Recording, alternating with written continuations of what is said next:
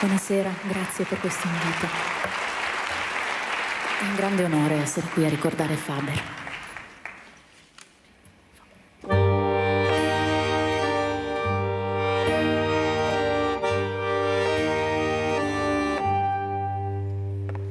Questa di Marinella è la storia vera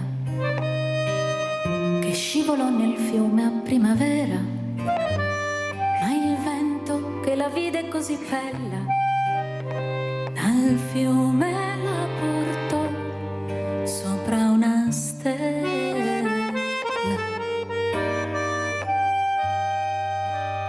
Sola, senza il ricordo di un dolore, vivevi senza sogno di un amore, ma un re senza corona e senza scorta bussò 3 volte un giorno alla tua porta. Bianco come la luna il suo cappello, come l'amore rosso il suo mantello. Tu lo seguisti senza una ragione, come un ragazzo segue l'aquilone. E c'era il sole, avevi gli occhi belli, lui ti baciò le labbra ed i capelli. C'era la luna e avevi gli occhi stanchi, lui pose le sue mani sui tuoi fianchi. E furono baci e furono sorrisi, poi furono soltanto i fiordalisi che videro con gli occhi delle stelle fremere al vento e ai baci la tua pelle. Dicono poi che mentre ritornavi nel fiume chissà come scivolavi, e lui che non ti volle creder morta bussò 100 anni ancora alla tua porta.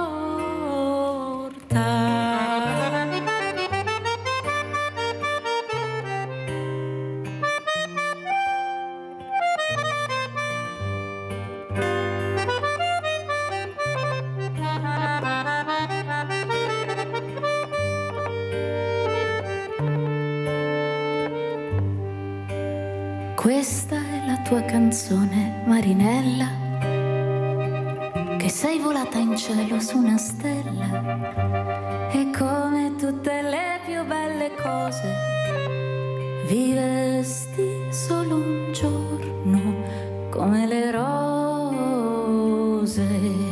E come tutte le più belle cose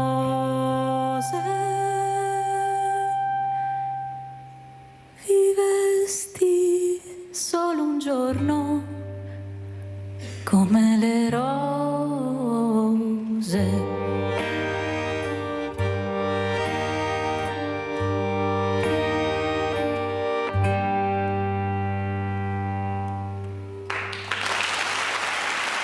Grazie. Sergio Marchesini.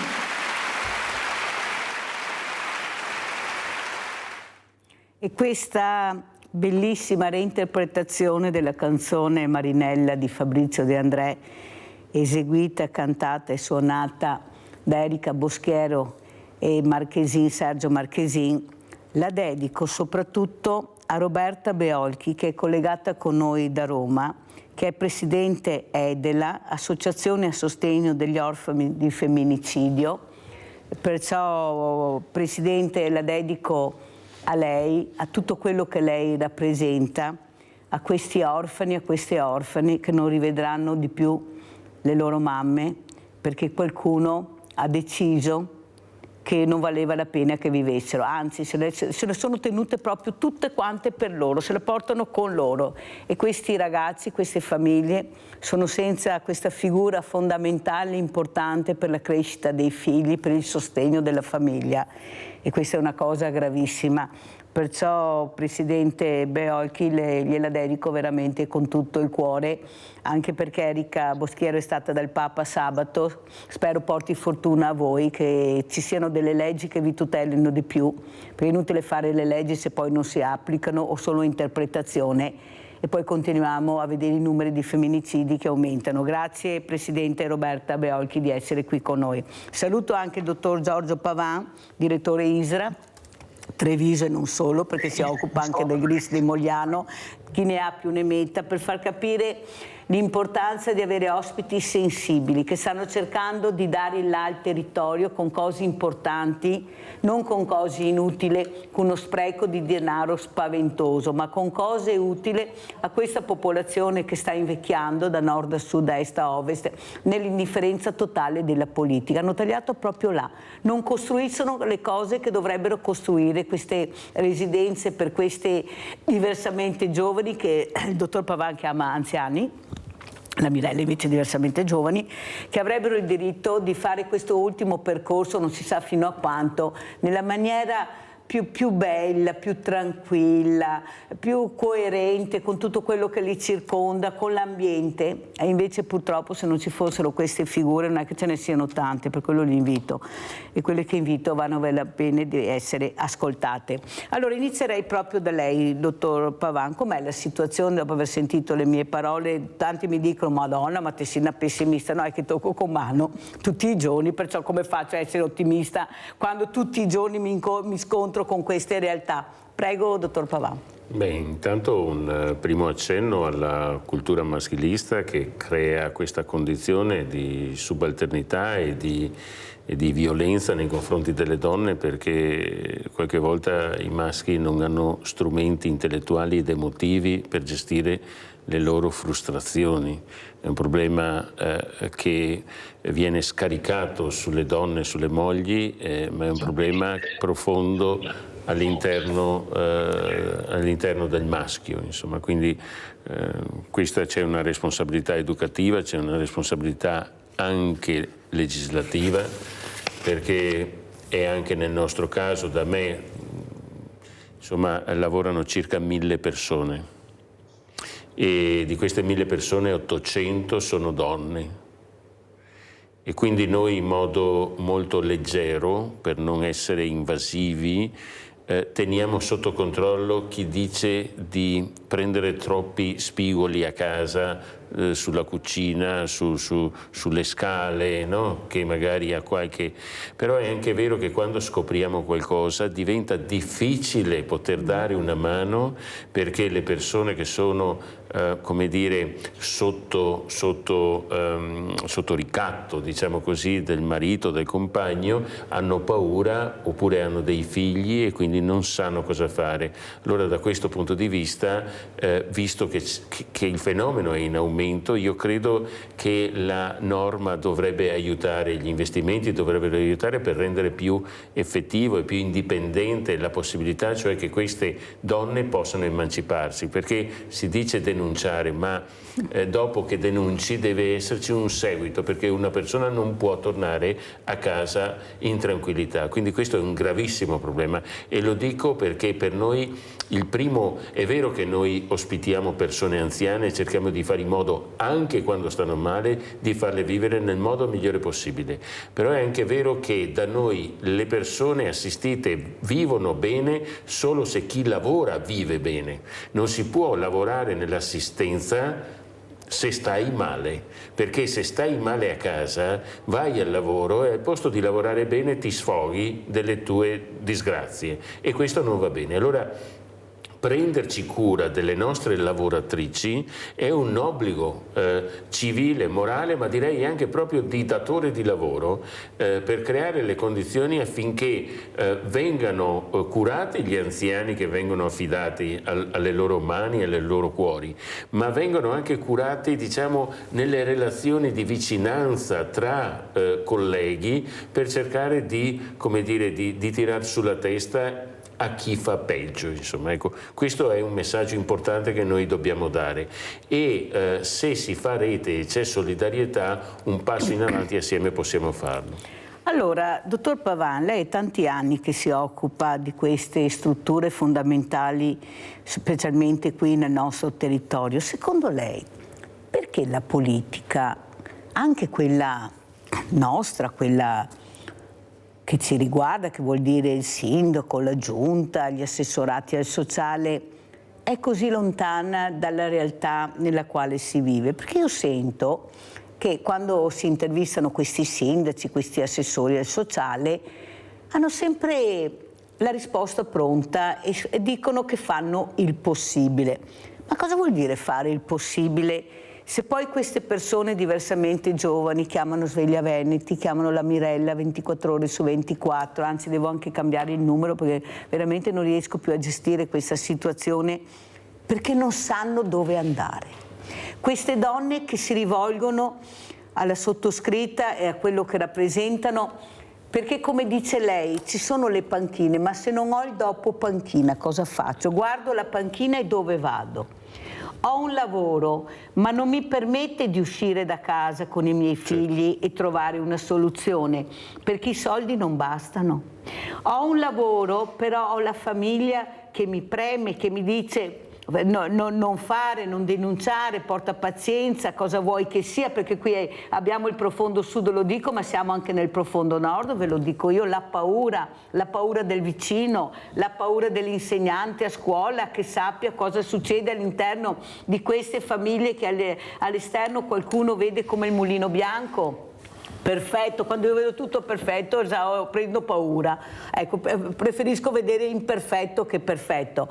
Però non ci sono risposte, perché lei non ha i numeri per farlo, lei ci mette l'anima, ma mancano le residenze, mancano le persone all'interno delle residenze, gli host, gli operatori, hanno delle paghe che veramente dovrebbero essere rivalutate. Siamo il paese con gli stipendi più bassi d'Europa, ma di cosa stiamo parlando? E come facciamo a dare risposte a queste persone? Prego, dottor Pavan, poi voglio sentire anche Roberta Beolchi, prego. A ognuno le proprie responsabilità. Il Fondo Sanitario Nazionale dipende dal governo. La distribuzione dei soldi nella sanità dipende dal governo, d'accordo? E questo è un primo dato. Il governo prima e attuale, quello precedente e quello attuale, hanno previsto 0 investimenti per la non autosufficienza. Tanto per dire, tu dici, perché non ci sono? Perché lo Stato non investe. Non investe su una cosa che è pachidermica. Per scherzo si dice: ti sei accorta che c'è un elefante in corridoio?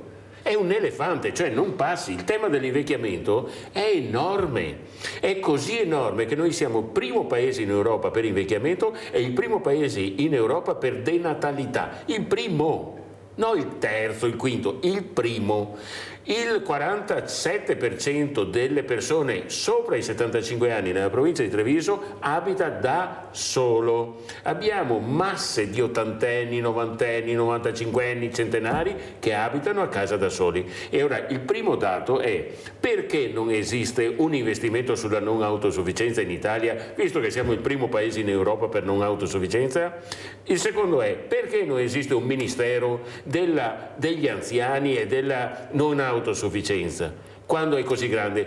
Terza questione: perché nel PNRR, che era l'occasione per fare un investimento e rivedere tutte le strutture, né il governo di prima né il governo attuale hanno avuto il minimo di parliamo governo Draghi, facciamo anche i nomi, facciamo il governo Draghi e il governo Meloni. Non hanno avuto il minimo di ripensamento rispetto a questa questione, che è drammatica, perché intanto che Monsignor Paglia parla delle famiglie, la gente è a casa, non c'è più la famiglia, non c'è più. Lui avrà il seminario, il clero, i preti che lo accolgono, ma gli altri vecchi non vengono accolti, e questo è il primo dato. Il secondo dato è che è anche una competenza regionale, e allora anche la regione, da questo punto di vista, deve darsi una programmazione che tenga conto di ciò che esiste nel territorio.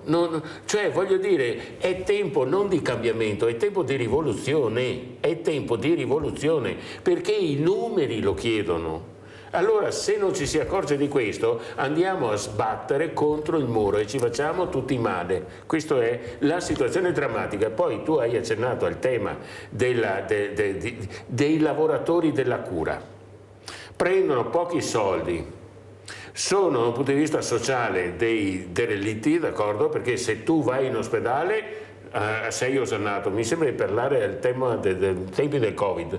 Allora in ospedale erano eroi, in casa di riposo erano carcerieri. Ma ti sembra che sia una cosa giusta? E noi ci facevamo il mazzo, scusami che andiamo giù, il mazzo tanto quanto se non di più per certi aspetti, perché stare in ospedale è una cosa, ma stare con i fragili non autosufficienti ti espone 24 ore al giorno, e quando vai a casa vai a dormire nella stanzetta separata per non attaccare brutti mali ai tuoi familiari. Allora una situazione di degrado di questo tipo, che non ha visto investimenti e programmazione dai medici agli infermieri, agli operatori sociosanitari, dico è un dramma, è un dramma che si fa sempre più forte.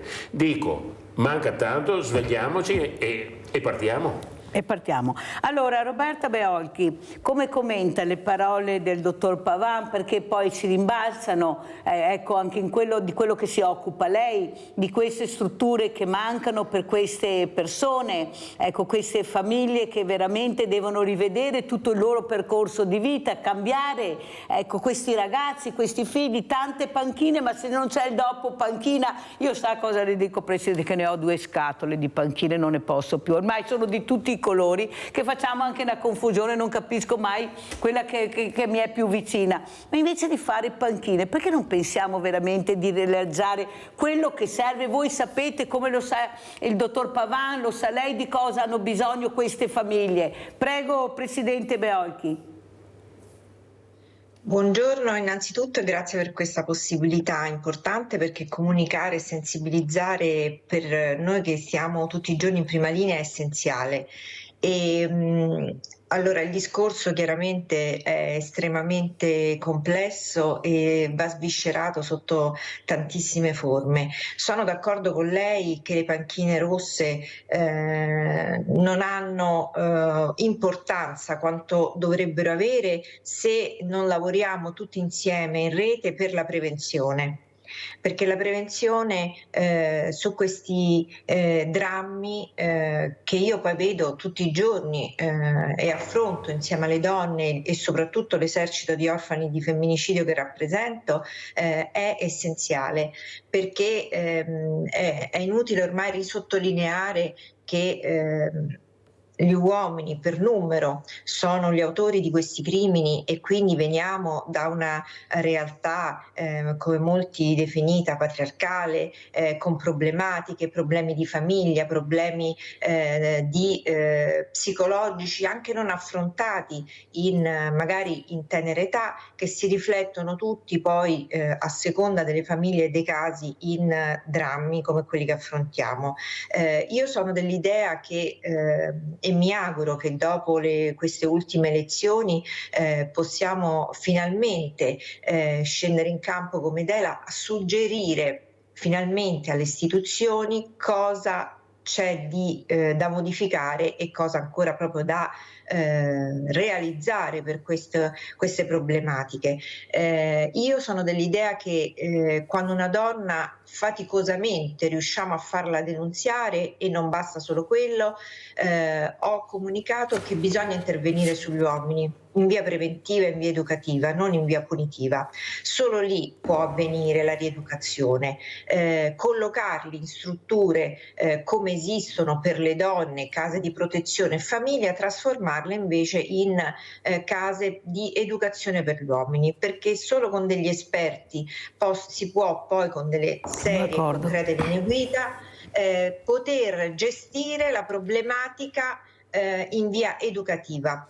Perché quando a me vengo chiamata per dire come possiamo rieducare gli uomini in carcere, io credo che questo sia veramente un affronto per chi ha perduto la vita e per chi rimane. perché anche per chi rimane come figli orfani che vivono, sono stati uccisi nel momento in cui è stata uccisa la loro mamma. Questo deve essere ben sottolineato, perché la vita che conducono gli orfani di femminicidio, che io con Edela e tutti noi che affrontiamo tutti i giorni il loro doloroso percorso, è essere uccisi nello stesso giorno della mamma, perché crescere da soli, crescere affrontando da soli delle problematiche quotidiane che a volte gli adulti fanno difficoltà a risolvere, credo che sia la peggior condanna di un destino che certo non hanno scelto loro. Mancano ovviamente tante cose, gli interventi dello Stato sono stati fatti, esiste una legge, ma non è sufficiente purtroppo, perché già una legge che fa una differenza di un importo minimo di 300 euro mensili a un orfano minore li eroga, a un orfano maggiorenne non li eroga, è già comunque discriminante, perché io sfido chiunque, tutti noi a 18 anni, credo che nessuno di noi, se non avesse avuto una famiglia, possa essere stato in grado di crearsi un lavoro da solo. Senta, una casa, Presidente, faccio una parentesi perché purtroppo devo correre perché il tempo è tiranno e l'ora vola. Ma io è anni che dico, Presidente, che non è la donna che deve essere portata via e mandata via da casa con i figli, è l'uomo che deve essere portato via. Ma perché penalizziamo ancora una volta con dei traumi pazzeschi questa persona che ha subito e lasciamo questo uomo nella sua casa con le sue cose, con i suoi amici, con tutto, perché tanto è a casa sua, e questa donna viene sbattuta dalla sera alla mattina su una struttura che non conosce, che non sa, che non sempre viene accettata, anche dai figli. Io ne ho seguito uno in particolare, è scappato 3 volte perché non era a casa sua e lo trovavano seduto sui gradini di casa fuori perché non riusciva a vivere. Ma perché nessuno fa niente? Ma perché deve essere la donna che va via dalla sua casa, dalle sue cose con i figli, perciò ancora più traumatizzati perché devono cambiare completamente tutto? Ma chi è che ha fatto sto schifo di cosa? Mi scusi, sa Presidente, ma è proprio uno schifo di cosa. Cioè l'uomo con le sue cose nella sua casa, con i suoi familiari che andranno a trovarlo, e la donna sbattuta su una struttura, per quanto bella, per quanto importante, per quanto anche sostenuta psicologicamente, ma non è la sua casa. Prego, Presidente. Allora, mi trovano d'accordo, di più perché è quello che io comunico, sensibilizzo e combatto tutto il giorno, e tutti i giorni, proprio perché rappresento i figli. Io intanto parto dal principio che chi commette certi crimini come 29 coltellate, 35 martellate in testa, non credo nella rieducazione. Io sono chiara. Credo nella rieducazione prima, nel momento in cui una donna non solo denuncia, ma comunica che esistono delle violenze come il gaslighting, psicologiche e fisiche, e quindi lì bisogna intervenire, quindi prima. Sempre la prevenzione intendo, ma non solo, non è giusto che l'uomo poi è intoccabile e che la donna debba dimostrare, quindi scappare, che sono ulteriori violenze, le violenze che già, le reiterate violenze che ha già vissuto. Quindi mi trovo d'accordo e quindi io, come ho detto prima, nella prevenzione sono gli uomini che devono andare poi nelle case. Presidente, mi scusi, ma perché non va dalla Presidente Meloni, visto che è una donna, visto che ha una figlia anche, a cercare di fargli capire che dobbiamo cambiare registro, che questo registro non va bene. Presidente, un momento solo perché abbiamo Rinaldo da Venezia. Rinaldo, veloce, vai. Ciao Mirelle, buongiorno ai tuoi ospiti innanzitutto. Siamo un popolo, abbiamo studiato tutti, siamo intelligenti, va bene, ma però non abbiamo il cervello di pensare a questi problemi qui da anni. Cosa vuol dire? Vuol dire che non c'è volontà politica, perché non c'è da oggi, da ieri. Io vi fuori qua in trasmissione che ti fa schifo, ma tanta gente non sa neanche che voglia dire. E ora, vediamo che a queste persone di poter fare queste robe, perché queste donne va a aiutare, e dopo tutti questi spigoli o le scale che sbriscia, sapete cosa che la fare per non trovare più spigoli? Quando che dorme, deve dare nagnare in testa, ande pari. No, non andiamo su questi livelli perché sennò non ne veniamo fuori. Rinaldo, grazie, chiudo perché devo correre stamattina perché ho degli ospiti, tante domande da fare perché non è cosa da poco, fra poco ci saranno anche le elezioni e dovete capire bene a casa, ascoltare quello che stanno dicendo. Dottor Pavan, come commenta quello che ha detto la Presidente Beolchi, soprattutto ecco, questa donna con le spalle al muro da giovane, le spalle al muro quando diventa diversamente anziana, se non ha la possibilità di curarsi, di accedere proprio con i soldi che ha a un posto sicuro in una RSA, perché ci vogliono soldi e stiamo parlando di cifre che non tutti sono in grado di gestire. Questa regione che sì copre, ma tu devi metterti in lista, devi fare questa svama maledetta che per tanti va bene, per la Mirella non va bene perché a uno di 100 anni non puoi fare la svama se è cieco e ha problemi. Ecco, deve essere un certificato veloce. Io la vedo così, prego dottor Pavan. Ritorno al tema posto dalla Presidente per dire che giustamente ha la prospettiva dei figli, insomma, no? Però mi viene da fare questa riflessione, certo se possiamo agire sulla prevenzione bene. C'è un tema di modello sociale, cioè se io vedo la donna come la femmina di casa, che fa i lavori domestici e che ha dei sublavori o dei part-time e non ha un'autonomia economica, la donna sarà sempre destinata ad essere sconfitta. È un problema di modello di cultura. Allora è vero che la donna partorisce, ma è vero che anche l'uomo può rimanere a casa. È vero che anche la donna può acquistare una maggiore autonomia economica perché di fatto ciò che schiaccia le donne è il potere, diciamo così, esercitato dal maschio all'interno di casa, che è un potere prima di tutto economico, perché la donna quando è fuori non sa dove sbattere la testa, non ha una lira, quindi è senza potere contrattuale per poter emanciparsi e dire quali sono i diritti. Deve poter dipendere dalla carità dello Stato, d'accordo? O dai sovvenzionamenti che vengono, ma che sono sempre piccoli, miseri. La Presidente diceva un ragazzo di 18 anni che ha 300 euro di sovvenzionamento fino ai 17 e ai 18 non ha nemmeno quello, diventa una presa in giro quando succedono casi di questo tipo. Ma torno a dire, secondo me è un problema di modello. Se io vedo la donna come la donna che partorisce, che cresce i figli, eccetera, eccetera, questa donna è senza nessun diritto civile, se non essere, tra virgolette, nel gergo antico, mantenuta dal marito. Allora tu puoi capire cosa può voler dire una donna, d'accordo, che alleva dei figli e, tra virgolette, viene mantenuta dal marito. Sarà una donna che non può mai emanciparsi ed essere libera. Quindi bisogna agire anche su queste direttive, cercando di creare le condizioni, ad esempio, se mancano i servizi per i figli, la donna non può uscire di casa, lavorare ed avere una sua emancipazione, una sua autonomia e poter affrontare a pari armi, diciamo, o con pari diritti e pari doveri, i diritti e doveri che ha ad esempio il marito. Allora creare servizi per le famiglie vuol dire anche creare le condizioni per un'emancipazione delle donne. E da questo punto di vista c'è da fare molto con gli anziani, ma ancora di più, se per certi aspetti, con i bambini.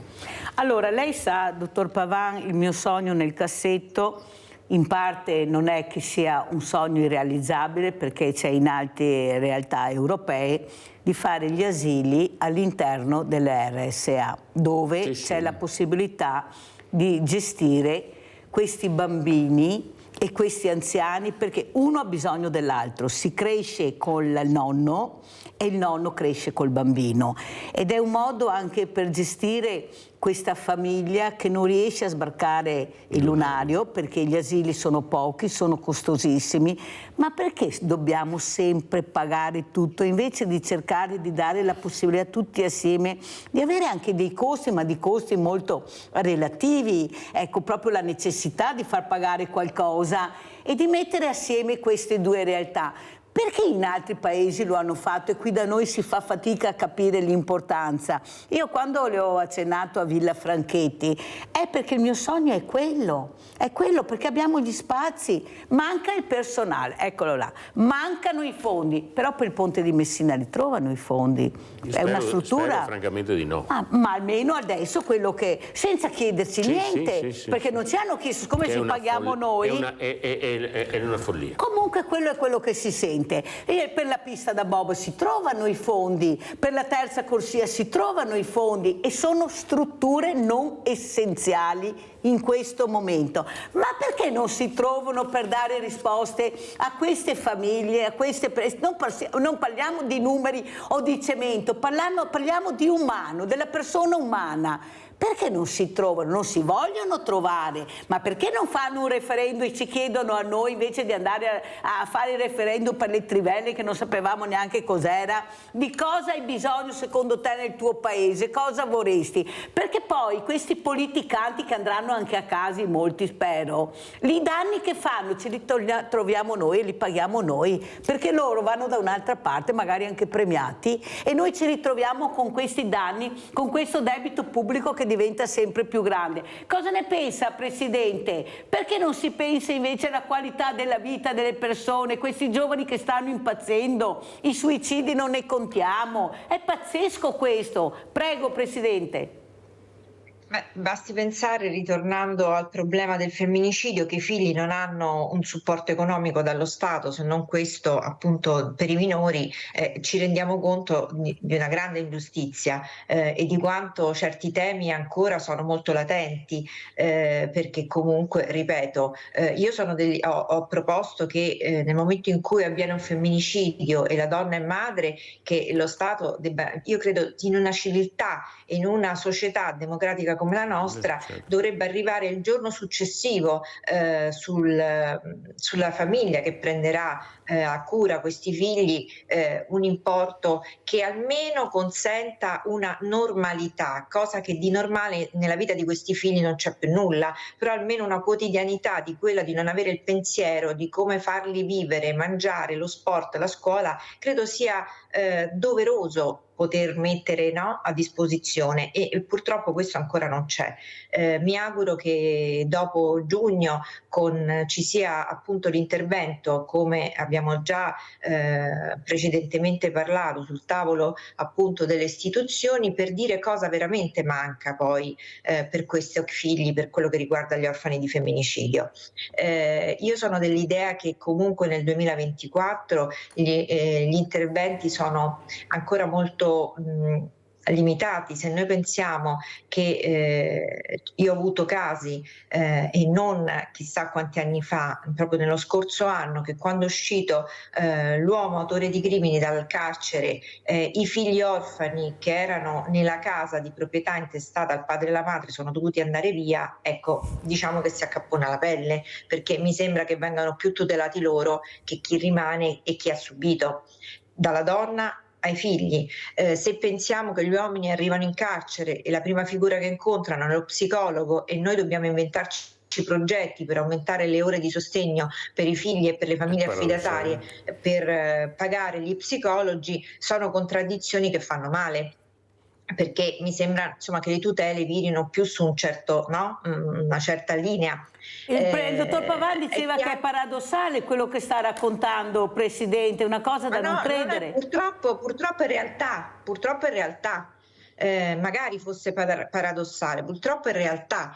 Infatti i miei figli orfani di femminicidio sono indegnati perché si sentono anche presi in giro e noi siamo qui che adesso non dobbiamo accusare le istituzioni perché le problematiche sono infinite, dobbiamo supportarli in quello che è chi come noi è in campo, no? Io dico sempre, noi siamo scesi in campo a supporto degli orfani e delle donne, bene, dobbiamo fare da suggeritori e ci devono ascoltare per quelle che sono le vere necessità, la concretezza, l'immediatezza, bisogna togliere la burocrazia, perché se noi abbiamo anche questa piccola indennità e una famiglia che si assume la responsabilità e l'affetto di crescere dei figli così traumatici, perché ricordiamoci che gli orfani di femminicidio sono i bambini più traumatizzati che esistano, no? per quello che hanno vissuto e che vivono, non si possono occupare e avere la conoscenza di ciò che burocraticamente a livello di Stato devono intraprendere, ma ci dovrebbe essere qualcuno a loro disposizione per metterli, no, a conoscenza e a supporto di quello che è almeno il minimo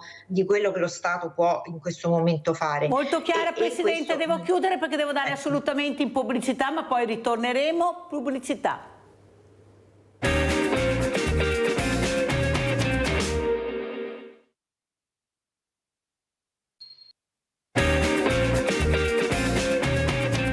Allora, dottor Pavan, intanto vorrei anche ringraziarla per tutte le opere che sta facendo proprio per aiutare questa persona diversamente agile, diversamente giovane, che è la fragilità. Ecco, la fragilità che si tocca con mano, di questi occhi che ti guardano e magari tu non sai in quel momento dov'è con la sua mente, ma ti sorride, allora vuol dire che sta bene. Ecco, questo è importante, capire che la persona che hai di fronte, che non può più difendersi, è su un ambiente protetto, curato. Prego, dottor Pavan. Sì, finisco prima un ragionamento che avevo iniziato prima, perché non si fa e non ci sono i soldi.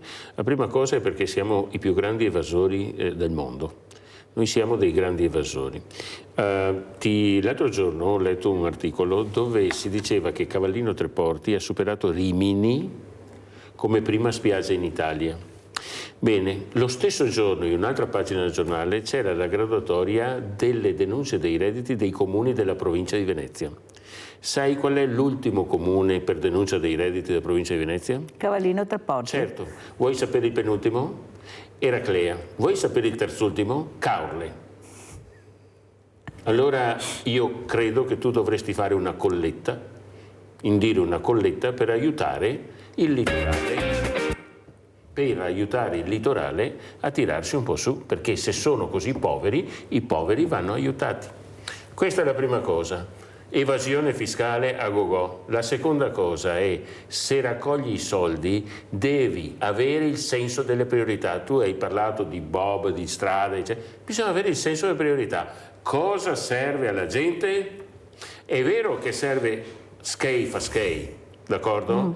Ma la gente ha anche bisogno di servizi. Certo. E in un mondo che invecchia e con la denatalità bisognerebbe capire che le priorità sono altre e sono di ordine sociale, Skei non fa skei, commerciale. però in tasche di soliti e pochi a danno degli altri. La terza questione è la capacità. Se sei bravo vai premiato, ma se non sei bravo vai preso a calci sul sedere e vai a fare un altro lavoro. È chiaro? Bon, invece queste qui in sono le Italia cose. si premia. Per quanto riguarda l'assistenza alle persone fragili, c'è un aspetto importante che ti dico: il 60% delle persone che sono nelle residenze hanno problemi di decadimento cognitivo. Da noi in Isra muoiono 250 persone l'anno. Sai cosa vuol dire questo? Vuol dire avere la forza, i nostri singoli operatori, la forza di accompagnare situazioni di grande sofferenza cercando di dare un sorriso, perché l'ultima cosa che le retine, che gli occhi di questi anziani vedono noi. E se li portano, diciamo, si portano la nostra immagine dall'altra parte che non si sa dov'è, d'accordo? Livio da Padova, vai Livio. Ciao. Ciao. Un saluto al dottor Pavan e anche alla dottoressa. Ma perché le donne che devono lasciare la casa per andare in una struttura non si rifiutano di eseguire questo ordine del giudice? Non si rifiutano e si alleano tutte in un'associazione e anche per coinvolgere l'opinione pubblica su queste sentenze di lasciare la casa, che sono sbagliate e sono da eliminare, insomma. Ecco, questo dovrebbero fare. Vi saluto, grazie. Grazie caro Livio, che sei in sintonia con quello che dice la Mirella e anche la Presidente Beolchi. Prego Presidente. Questo il punto è fondamentale. È chiaro che nessuno si può rivoltare a ciò che un giudice stabilisce, ma è proprio questo su cui lavoreremo immediatamente, e già lo facciamo da anni, che è quello appunto di tutelare di più una donna, perché nel momento in cui arriva a denunziare un fatto deve essere chiaramente intrapreso il cammino verso gli uomini. Cioè dobbiamo cominciare mentalmente a traslare tutto al maschile, ma ripeto, non in via punitiva. Bisogna che se l'autore è un uomo si lavori sull'uomo e non sulla donna, perché che una donna debba lasciare la propria casa, i figli, preoccuparsi di trovare comunque un'ulteriore beneficenza di un luogo è ulteriore violenza, anche se accolto poi con amore, con il massimo appunto della riservatezza, con amore, ma è un'ulteriore violenza. E ripeto, io lo vivo anche con i figli, perché in alcuni casi dove il padre è uscito di carcere, i figli hanno dovuto lasciare la casa dei genitori. Quindi le cose da fare sono tante. È ovvio che le complessità sono infinite, perché purtroppo questa è diventata una guerra verso le donne, perché una donna viene uccisa quasi ogni giorno, e quindi crea un esercito di bambini che rimangono da soli a numero. Ormai noi abbiamo un moltiplicatore tutti i giorni. Se lei oggi mi dicesse quanti sono, ecco, fino a un anno fa erano circa 2700 sul territorio nazionale, oggi credo che abbiamo superato i 2009 e 3000 bambini, quindi è un moltiplicatore. Bisogna sicuramente, io perché punto sulla prevenzione? Perché sicuramente si può salvare una famiglia e ricreare un nucleo familiare ove è possibile. Sono dell'idea che pienamente d'accordo con il dottor che sta appena detto, questa deve essere, io sono per la meritocrazia, non per uno Stato solo di diritti e doveri, perché comunque se non meriti un lavoro lasciamo il posto a chi lo merita, e comunque va gestito in un modo molto molto delicato. I soldi, sono d'accordo, delle tasse devono essere, chi li gestisce deve essere in grado di gestirli, perché è encomiabile il lavoro appunto che viene fatto anche della terza età, perché i bambini e gli anziani, se mi permette, io credo che poi gli anziani ritornino un po' quei bambini indifesi che ti fanno una tenerezza, ti guardano con quegli occhi, dove affidano la parte finale della loro vita a te. Credo che debbano essere presi per mano tanto quanto i bambini, accompagnati in quello che è il percorso in una maniera più che dignitosa. Se pensiamo poi che gli anziani hanno avuto un percorso di vita, hanno lavorato, hanno studiato, hanno corso, hanno creato, procreato, e non si possono abbandonare, soprattutto per quelli che non hanno le possibilità, e buttati, come abbiamo visto anche in realtà disastrose. Quindi insomma è encomiabile anche il lavoro che viene fatto per questa parte di vita, che non va assolutamente messa da parte. Ha fatto bene a dirlo, Presidente, perché è là che puntiamo anche con questa trasmissione, riuscire ad arrivare a capire l'importanza dell'ascolto che stanno facendo tante associazioni. Io le faccio una proposta, Presidente. Io ho in mente di fare una cosa. Ho riunito le associazioni, abbracciano le associazioni, tantissime donne con tanti dolori, ma condividere il dolore. Dopo le elezioni noi andremo a Roma, tutte le donne, Mamme No Fas, la vostra associazione, se volete, familiari vittime della strada, vittime del lavoro, e vogliamo essere ricevute dalla Presidente Meloni, perché siamo stanchi che passino il cerino, di perdere tempo inutile, non vediamo risolvere le cose. Siccome i trattori hanno dimostrato che i numeri fanno paura alla politica, noi siamo tante, forse siamo talmente tante che non ce ne rendiamo neppure conto. Ecco, queste tante devono mettersi assieme, devono fare numero, lei a Roma, perciò ci renderà anche la vita più facile. Ecco, cerchiamo di collaborare, di non essere divisi e di condividere il dolore, perché il dolore è dolore, indipendentemente da come è arrivato. Ecco, noi vogliamo tutti assieme condividere il dolore e trovare una soluzione, perché non è possibile continuare con questa situazione. Ognuno fa le sue cose, non risolviamo niente. La squadra La squadra, i numeri fanno paura alla politica. Siccome i numeri li abbiamo, quelli che vogliono partecipare, le posso assicurare che sono tantissime, noi faremo questo. Noi dimostreremo coi numeri che le donne ci sono, che hanno voglia di lottare e che devono assolutamente avere delle risposte. Cosa ne pensa, Presidente? Sono d'accordo, e sono d'accordo soprattutto che dal dolore, il dolore deve corrispondere a rinascita, a miglioramento e a cambiamento, per cui Edela c'è, scende in campo insieme a voi, perché tutto ciò che è migliorabile e crea dignità è doveroso. Grazie Presidente. Dottor Pavan, come ci saluta? 3 brevi messaggi. La prima cosa è guardarci attorno e, se qualcuno ha bisogno, dare una mano. Questo è il noi e non l'io. Noi abbiamo un io ipertrofico. Il noi, guardiamoci attorno e diamo una mano. Seconda cosa, se vediamo cose ingiuste, ribelliamoci. Terza, andiamo a votare. Soprattutto quello. Grazie dottor Pavan, che ci deve lasciare. Rimane ancora con noi la Presidente Beocchi. Abbiamo Adriana in linea. Vai Adriana. Ciao a tutti, buongiorno. Volevo dire una cosa sola. Come si fa a fare i conti in tasca alle persone? Mio marito ha un'attività, ha sempre avuto un'attività impropria e non ha mai evaso. Questo glielo posso garantire io. Lavorava 12 ore al giorno e andava anche in cerca di lavoro. Non si può fare i conti in tasca alle persone. Cosa ne sa? No, non mi piace questo modo di perché sento parlare sempre di soldi, che tutti non hanno niente perché muoiono di fame.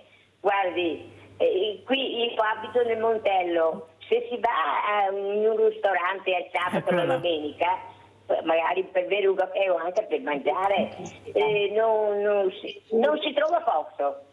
E allora, voglio dire, tutte queste poi ci sono le persone che non sono, sì, che hanno fame, sicuramente, ma non si può fare di tutto. No, non mi piace parlare di queste cose.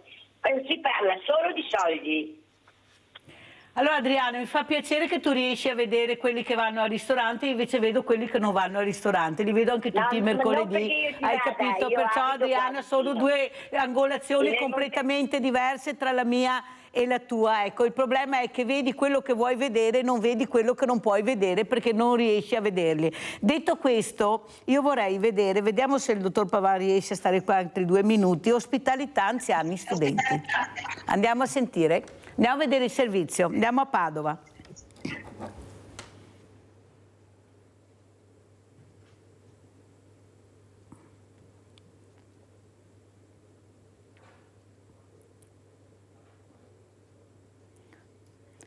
Ospitalità anziani studenti, alto.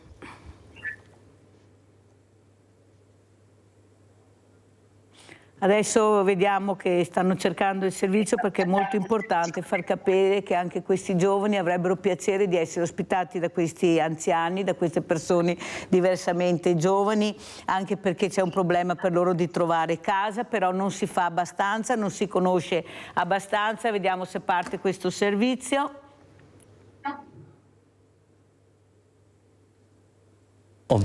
Ero impegnato nella ricerca di un alloggio e diciamo sui vari Instagram, pagine internet, ho visto insomma questa iniziativa avviata dal comune e ho pensato ma sì dai, proviamoci, mi sono buttato, ho compilato il modulo di iscrizione, sono stato poi contattato e poi tramite i dialoghi di conoscenza e di abbinamento ecco che poi sono capitato in Casa Fiore. Emanuele è uno dei 5 universitari che hanno partecipato alla sperimentazione avviata dal progetto Giovani del Comune di Padova di co-housing tra anziani e universitari.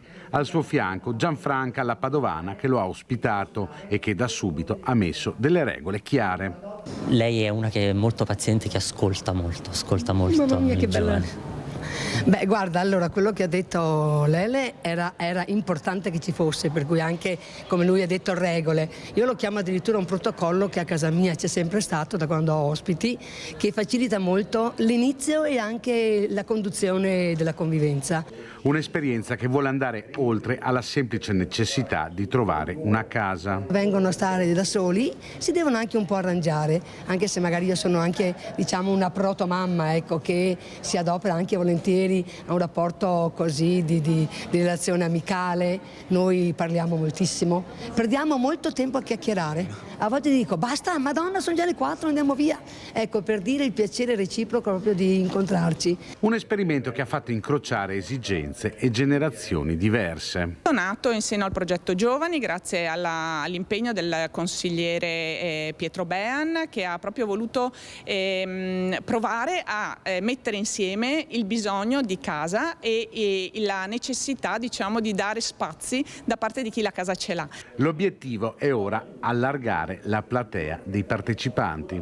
Chiaramente questa sperimentazione è giunta a buon fine, avevamo bisogno di sperimentare 4, 5, 6 coabitazioni per capire come strutturare al meglio il progetto. Sulla base di questa esperienza cercheremo di replicarlo su larga scala e quindi con lo stesso metodo che abbiamo improntato, costruito, cercheremo di avvicinare sempre più giovani e sempre più anziani ospitanti per accorciare le distanze, combattere la solitudine, trovare una casa per chi ne ha bisogno. Allora, dottor Pavan, come commenta questo ultimo servizio che le ho fatto vedere? In modo informatico, fai, copia, incolla. È un'esperienza straordinaria. Ce n'è qualcuna in giro per l'Italia, per l'Europa, e io credo che laddove riescono a fare meglio di noi dobbiamo solo imparare e cercare di applicare migliorandolo ancora di più da noi. Quindi chapeau, e questa è proprio una ricostruzione sociale tra le generazioni e questo va benissimo, insomma. Grazie al dottor Giorgio Pavan, direttore ISRA Treviso. Grazie Presidente Biolchi, come ci saluta? Grazie dottor Pavan. Prego Presidente. Questo sia un progetto geniale e che spero si estenda a livello nazionale e non solo.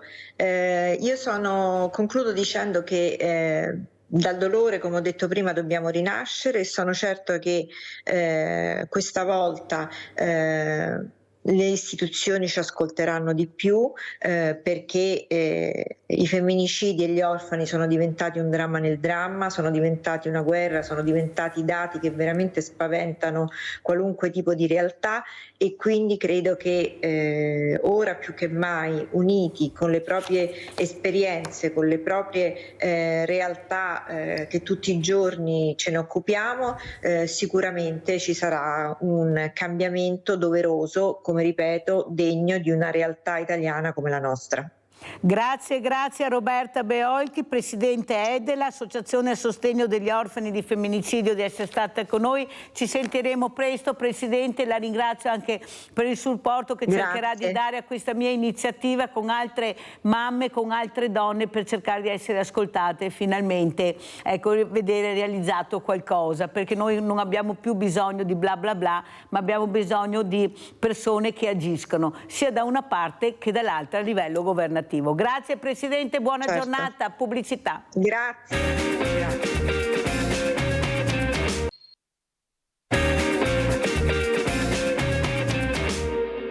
Ciao Mirella, devi dire a tutti che devono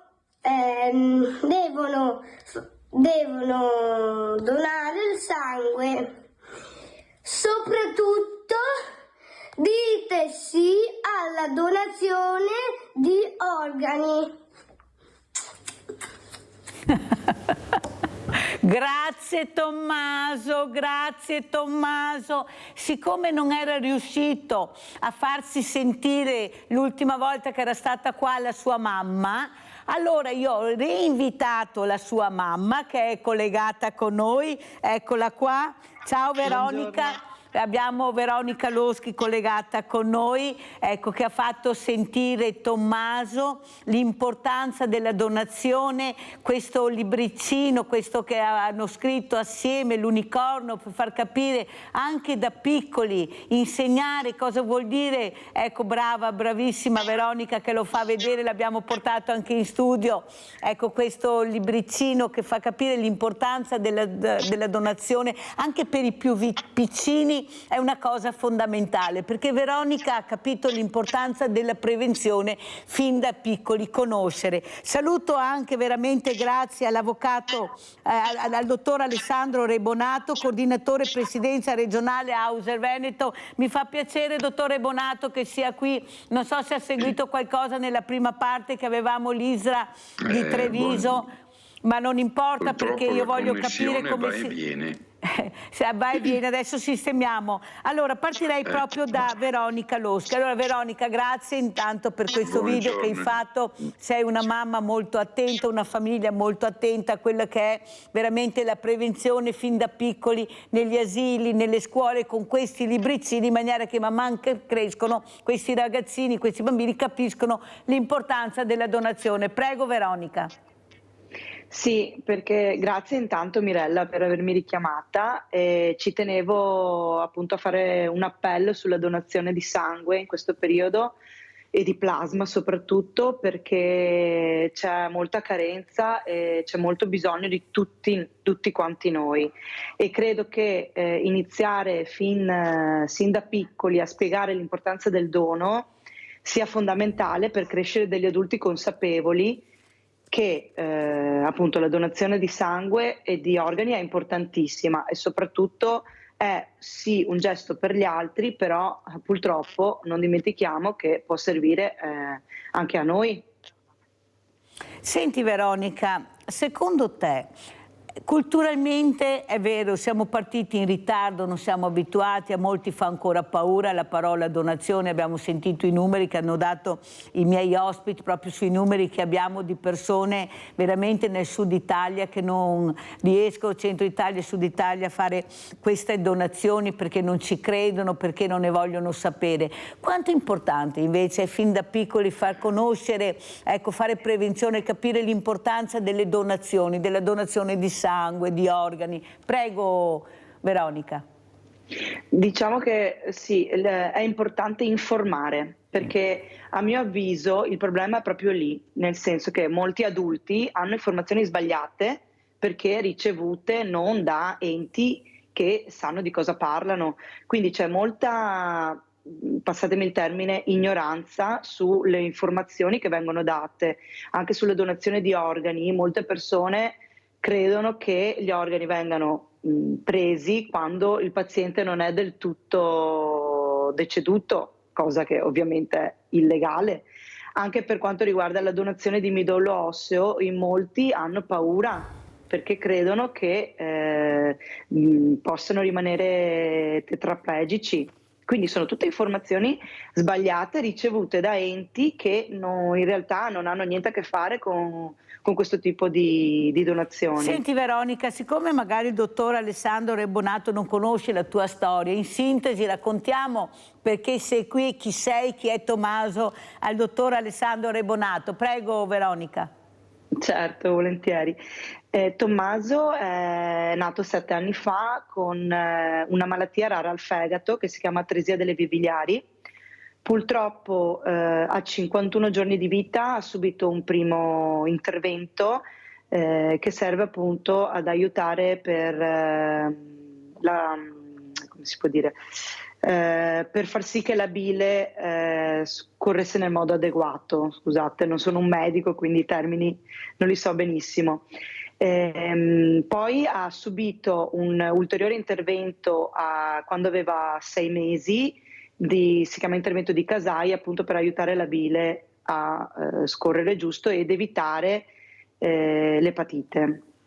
Purtroppo questo secondo intervento non ha funzionato e siamo passati 7 anni fa circa, tra un mese sono 7 anni, al trapianto completo di fegato all'ospedale Papa Giovanni di Bergamo.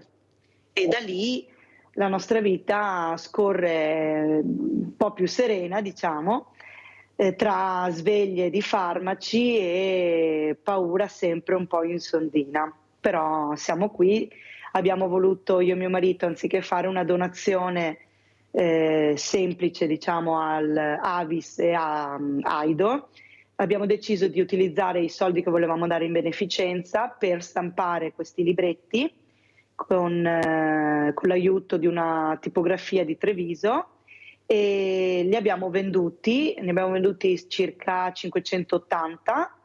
Siamo riusciti a raccogliere 5.000 euro che appunto abbiamo devoluto ad Aido Italia e ad Avis Villorba, che è la mia comunale di appartenenza. Allora, dottore Bonato, adesso che ha sentito questa, non c'è caduta la linea, allora parliamo con te, Veronica.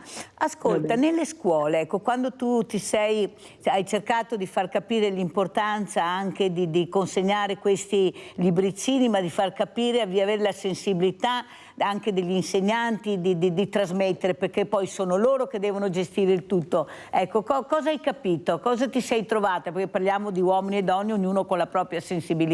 Prego.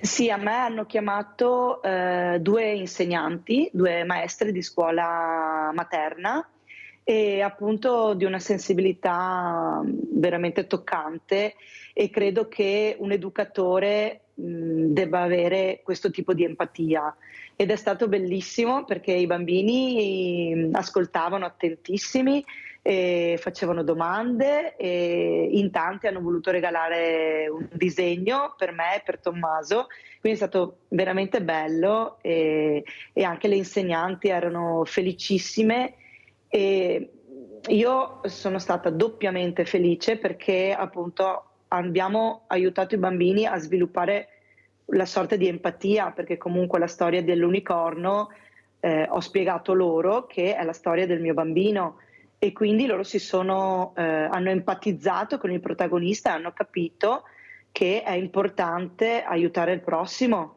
che è quello lo scopo alla fine.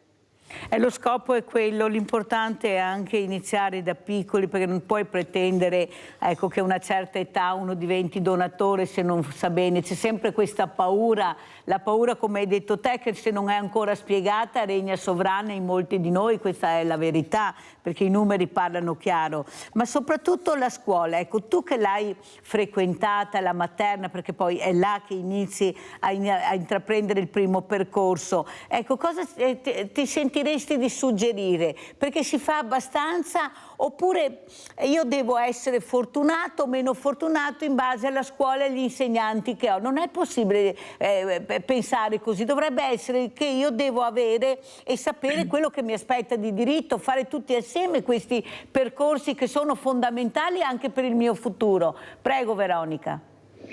Beh, quando andavo a scuola io c'era educazione civica, che ci insegnava a renderci conto che eravamo nel mondo, non eravamo soli, che la libertà di un altro è importante, che è importante l'empatia, e diciamo che la scuola ha tolto l'educazione civica. Io vedo nella scuola di Tommaso, che sono le elementari, caspita, hanno 7 anni, capiscono l'importanza del prossimo.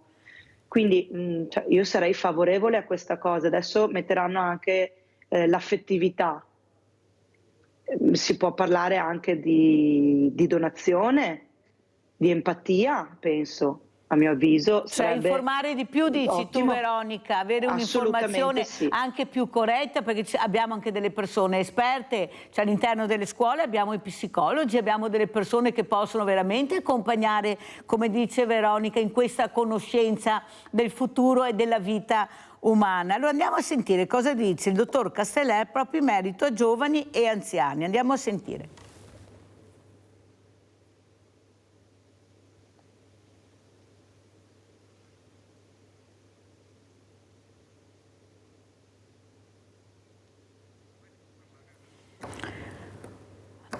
Allora, vediamo se c'è questo servizio giovani e anziani Casteller.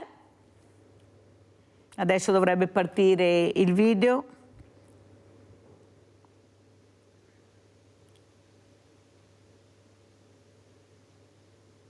A sostenere loro non siamo in grado di farlo, perché loro hanno tutti i suoi social e noi siamo a un'altra età. Sono un nonno con tutte le difficoltà che hanno i nonni oggi come oggi, perché a confrontarsi con i nipoti e le nuove generazioni, noi che abbiamo una certa età, non è facile. Aggressività, isolamento, incapacità di comunicare. All'hotel Fior di Castelfranco un incontro organizzato da ANAP e dedicato agli anziani per dar loro dei consigli su come costruire una relazione solida con i propri nipoti e affrontare così il disagio giovanile. Una generazione che ha il coraggio di assumersi la responsabilità sociale nei confronti dei nipoti, dei giovani, una sorta di patto intergenerazionale dove chi è portatore della memoria e dei valori cerca in qualche modo di dare un senso alla realtà. Quando c'è un vuoto di morale, di senso della vita, di realizzazione, di ruoli, è in quell'area lì che spesso si inseriscono le forme di disagio. La capacità della memoria, quindi degli anziani e soprattutto io direi degli anziani giovani, è quello di tenere i giovani nella realtà. Sala gremita in circa 200 per ascoltare i consigli dello psicologo che passo passo ha stilato un decalogo di buoni comportamenti da adottare con i propri nipoti. Essere vicini ai propri nipoti, non invadere l'area delle famiglie, ma soprattutto essere portatori sani di una morale e di un'etica che si trova solo nella realtà e non nei social. I giovani d'oggi vivono una società difficile, quindi il ruolo dell'anziano, il ruolo di guida deve essere di educatore. Devono saper fare da ponte spesso con genitori che sono impegnati entrambi nel mondo del lavoro, quindi il nonno che è stato genitore a sua volta però tanti anni fa si trova a vivere anche delle situazioni a cui non è preparato e non è formato. Allora, siccome il dottore Bonatti non riusciamo a fare il collegamento, continuiamo con la Veronica Loschi. Cosa ne pensi di questo servizio, Veronica? Ecco, l'importanza di dare fiducia a questi giovani, metterli assieme con queste persone diversamente giovani, anziani come li chiama il dottor Pavan, ma soprattutto unire le forze. C'è tanta solitudine in giro, tantissima, che riguarda sia i giovani che gli anziani, i giovani che non trovano, ecco, una stanza, un appartamento, cifre pazzesche, questi diversamente giovani che hanno queste case.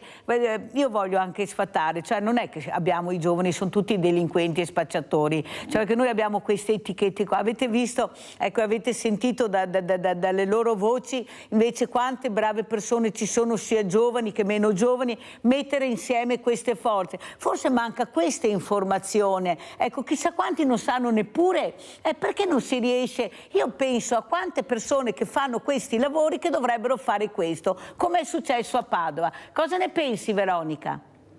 Beh, bellissima l'idea di Padova, ma veramente bella. E forse sbagliamo anche un po' noi adulti, quando parliamo di delinquenza dei giovani, parliamo subito di lavori socialmente utili con gli anziani, cioè glielo facciamo vedere come una punizione e invece è un arricchimento che si può dare. Anche nelle scuole si potrebbe fare appunto la gita nella casa di riposo, ma per arricchimento, proprio per far capire ai giovani che c'è anche questa realtà, che i loro nonni vivono questa realtà. Io ad esempio ho vissuto quasi tutte le estati con i nonni perché i miei genitori lavoravano e cioè, poterli aiutare per me è una grande cosa. E questa cosa di Padova, appunto, di mettere a fianco un giovane ad una persona anziana, credo che la persona anziana ringiovanisca vicino a una persona giovane e tutti e due possono ricevere arricchimento a vicenda, cioè gli anziani possono dare benissimo tante cose a una persona giovane e viceversa. Io sono convinta, Veronica, che anche magari qualche anziano avrebbe anche piacere di farlo, ma magari i figli hanno paura del diverso, hanno paura di una persona sconosciuta, ma ci possono essere anche delle mediazioni tra persone anche competenti che possono vedere se può funzionare questa accoglienza nella propria casa, essere anche più sicure, più aiutati, meno soli. Avete sentito nel video che abbiamo visto questa signora signora che dice, parla talmente tanto che dopo guardo l'ora e dico basta, adesso andiamo a letto. Capite l'importanza di queste figure? Ecco, io dovrei vedere, ecco, un mondo anche con diversi occhi, non con gli stessi occhi, ecco, un mondo che cambia anche nei rapporti come c'era una volta. Chi è che non si fidava della persona diversamente giovane? Tutti noi bambini ci fidavamo, non avevamo quel punto di domanda chi è questo, e viceversa doveva essere così. Eppure siamo cresciuti bene proprio accompagnati da queste figure. Io dico sempre la mia nonna, adorata nonna, ecco, che la nomino sempre perché è stata il mio punto di riferimento, quella che mi ha fatto crescere, dandomi i valori, il rispetto delle persone, indicandomi le persone giuste. Questa casa che se non ci fosse stata lei sarebbe stata vuota, io non avrei avuto nessuno. Perciò questa è la mamma che io non ho avuto, ma che ho avuto la fortuna di avere questa nonna meravigliosa. Abbiamo Tamara, vai Tamara. Ciao Mirella. Ciao. Ascolta Mirella, io volevo dire una cosa alla mamma di... A Veronica. A Veronica. Purtroppo io non posso donare sangue perché sai la mia storia, che prendo dei farmaci un po' specifici e non posso donare sangue. Però io dico a Veronica, scusa, che si fa... Non devi piangere perché stai raccontando una bella cosa, dai Tamara, non piangere. Che si faccia coraggio e che il suo bambino cresca bene e che io col pensiero e con il cuore ne penso sempre. Ecco, hai detto una bella cosa. Brava, guarda, ti manda anche un bacio Veronica. La nostra Tamara è talmente sensibile sempre che basta poco per far uscire queste lacrime, che forse le fanno anche bene, perché è uno sfogo. Io vedo il dottore Bonato. Dottore Bonato, vediamo se riusciamo almeno a salutarci stamattina. Allora, dottore Bonato, ecco, cosa ci racconta di queste fragilità, questi diversamente giovani che avrebbero diritto di fare un percorso sereno, e grazie anche a voi in molti casi vi riuscite. Prego, dottore Bonato. Intanto mi scuso, ma non ho seguito assolutamente il dibattito perché stamattina la connessione va e viene, per cui ecco, è come se fosse entrato in questo momento. Ma in ogni caso, se parliamo di fragilità, noi le stiamo registrando tutti i giorni attraverso i nostri assistiti, i nostri volontari che si danno da fare laddove c'è un bisogno. Ecco, la signora parlava di fragilità legate ai bambini. Una delle iniziative che abbiamo fatto nel Veneto ultimamente è stato un progetto finanziato dalla Regione Veneto, al quale partecipano una serie di soggetti, quindi Circoli Hauser, l'USL, eccetera, che riguarda i bambini che in età scolare, soprattutto dalla materna alle medie, sono quei bambini che hanno, come dire, fenomeni di ipercinetismo. È una sindrome che si chiama AHD, mi pare. Ecco, è un progetto che per fortuna è stato finanziato, ma è un progetto che dovrebbe costituire l'ossatura di una scuola, ma in realtà è affidato proprio all'iniziativa delle associazioni di volontariato. Ecco, è un po' troppo poco, perché noi oggi ci siamo, domani chissà. Se diventasse istituzionale, la scuola avrebbe degli strumenti in più per affrontare difficoltà di questo genere. Ecco, laddove ci sono degli spazi noi ci infiliamo, noi siamo disponibili, noi volontariato, e non solo noi, perché ci sono decine e decine di associazioni meritorie, noi sopperiamo le difficoltà che ha il pubblico, però ecco, il nostro è sempre un intervento precario. Non sappiamo quanto possa resistere, quanto possa diventare costante nel tempo. Senta, ecco. Dottore Bonato, io ho un'idea, ma perché non riescono a capire che dobbiamo anche noi saper scegliere? Cioè, noi siamo tantissime associazioni, e lo dico quasi tutte le mattine, dottore Bonato, tantissimi volontari. Però non è che tutti possiamo fare tutto, si dovrebbe fare anche una scelta, chi fa cosa, come, quando, perché alla fine il cane di 7 padroni muore di fame, perché se io non ho il numero della persona che ha bisogno di me, non la conosco. È inutile che ci vantiamo di avere tante associazioni se poi chiamano a Sveglia Veneti perché c'è una solitudine pazzesca che proprio avvolge queste fragilità che sono i nostri nonni, le nostre persone diversamente giovani. Allora io non posso sentire che una persona di Padova non riesce a vedere più nessuno perché nessuno va più a trovarla, ed è anche una persona diversamente agile che non può scendere le scale perché non c'è l'ascensore, lei non ce la fa, non riesce neppure a farsi la spesa. Non è sua la colpa, è che il sociale, ho detto una città tanto per citarne una, ma questa persona era proprio di Padova, perciò la dico, ecco, dovrebbe capire, ecco, di dare a queste associazioni che si occupano del trasporto, di portare queste persone che non ce la fanno da sole ad avere i servizi che vogliono. Ma perché è così difficile fare questo, dottore Bonato? Perché manca una regia complessiva, esatto. Questo è il problema. Ecco, allora se ci fosse una cabina di regia, questa persona si rivolge alla cabina e la cabina saprebbe indicarle una volta l'Auser, una volta la Fevos, una volta, adesso non mi vengono in mente tutti i nomi delle associazioni. Noi procediamo in ordine sparso e per quello che riusciamo a fare ci mettiamo anche in rete, ma capisce che rispetto a centinaia di associazioni la rete che possiamo fare di volta in volta ne coinvolge 5, 6, 7, non è sufficiente.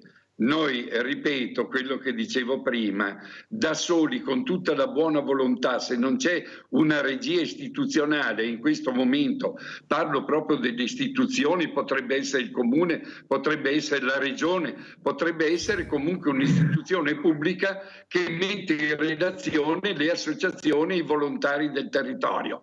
Lì, voglio dire, ci sarebbe un po' più di efficienza. Sicuramente uno che è in difficoltà avrebbe delle indicazioni precise, se no dovrebbe avere una rubrica con 70, 80, 200 numeri di telefono e cominciare a telefonare a tutti. Ecco, non ci siamo. Se non abbiamo questa possibilità, non ci siamo. Ha fatto bene, per fortuna che è in sintonia con Mirella di quello che sto dicendo e facendo, però ci sono anche delle scuole, sto parlando della scuola di formazione Irigi, che ha messo a disposizione questa tecnologia, un aiuto alla nuova tecnologia per queste figure. Andiamo a vedere.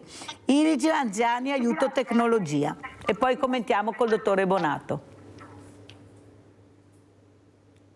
Si chiama Generazioni Connesse ed è un progetto suddiviso in vari incontri di scambio intergenerazionale tra giovani e meno giovani, con il coinvolgimento degli studenti dell'ente di formazione Irigem e il patrocinio del comune di Rosà. L'obiettivo è quello di superare il divario digitale. In poche parole, i giovani studenti insegnano ai nonni del centro diurno di Rosà a familiarizzare con la tecnologia, spiegandogli come usare lo smartphone, come fare videochiamate, navigare in internet e tanto altro. Grazie a Dirigem, ad alcuni ragazzi che frequentano questi corsi legati alla tecnologia e al loro insegnante che si è reso disponibile e dal loro supporto, abbiamo ideato questi incontri molto pratici. È un bellissimo progetto nato nei banchi di scuola, una sfida con i ragazzi perché parliamo spesso di come devono loro spiegare le cose difficili agli altri e chi non meglio di nonnini. È anche una buona esperienza per il nostro futuro come esperienza formativa e anche per in casi futuri per abituarci a parlare anche con eventuali clienti. I più contenti sono loro, i nonni di Rosà, moderni e tecnologici, ma con il sorriso tradizionale e senza tempo di chi si è ritrovato circondato da tanti nipoti acquisiti. Lei mi hanno detto che è una di quelle che ha fatto più domande, quindi più tecnologica. Perché avevo uno che mi arrivava messaggi e io non volevo e non riuscivo a cancellare, lui mi ha sistemato. Dove che dovevo arrivare sono arrivata e sono contenta. Mi ha insegnato come fare la videochiamata. Sì. Così può fare la videochiamata ai nipoti? Esatto, specialmente a mio figlio. Avete capito l'importanza di conoscere, di apprendere, l'attenzione che ci mettono? Poi se riescono non è un problema, ma l'importante è catturare l'attenzione. Qualcuno ci riesce, qualcun altro no, ma l'importanza di stare assieme. Cosa dice dottore Bonato, e complimenti a Iregin, a questa nostra scuola di formazione che veramente forse è più illuminata di qualche altro. Prego. Questa è la conferma di quello che dicevo prima. Iniziative di questo genere sul territorio, in Veneto in particolare, ce ne sono moltissime, ma la mano destra non sa quello che fa la sinistra. E questo è il problema grossissimo. Noi mettiamo in campo una serie di energie personali che dopo non riescono a far, come dire, massa critica, nel senso che saranno felicissimi questi nonni, come sono felicissimi i nonni di Illasi, sono felicissimi i nonni di Castelfranco Veneto, eccetera, ma gli uni non sanno che cosa fanno gli altri. Allora, c'è, come dire, all'orizzonte ci sono i cosiddetti patti educativi. Questo è un tentativo di mettere in relazione le forze istituzionali e le forze del volontariato di tutti i territori del Veneto e mettere in non solo le risorse umane ma anche le risorse finanziarie.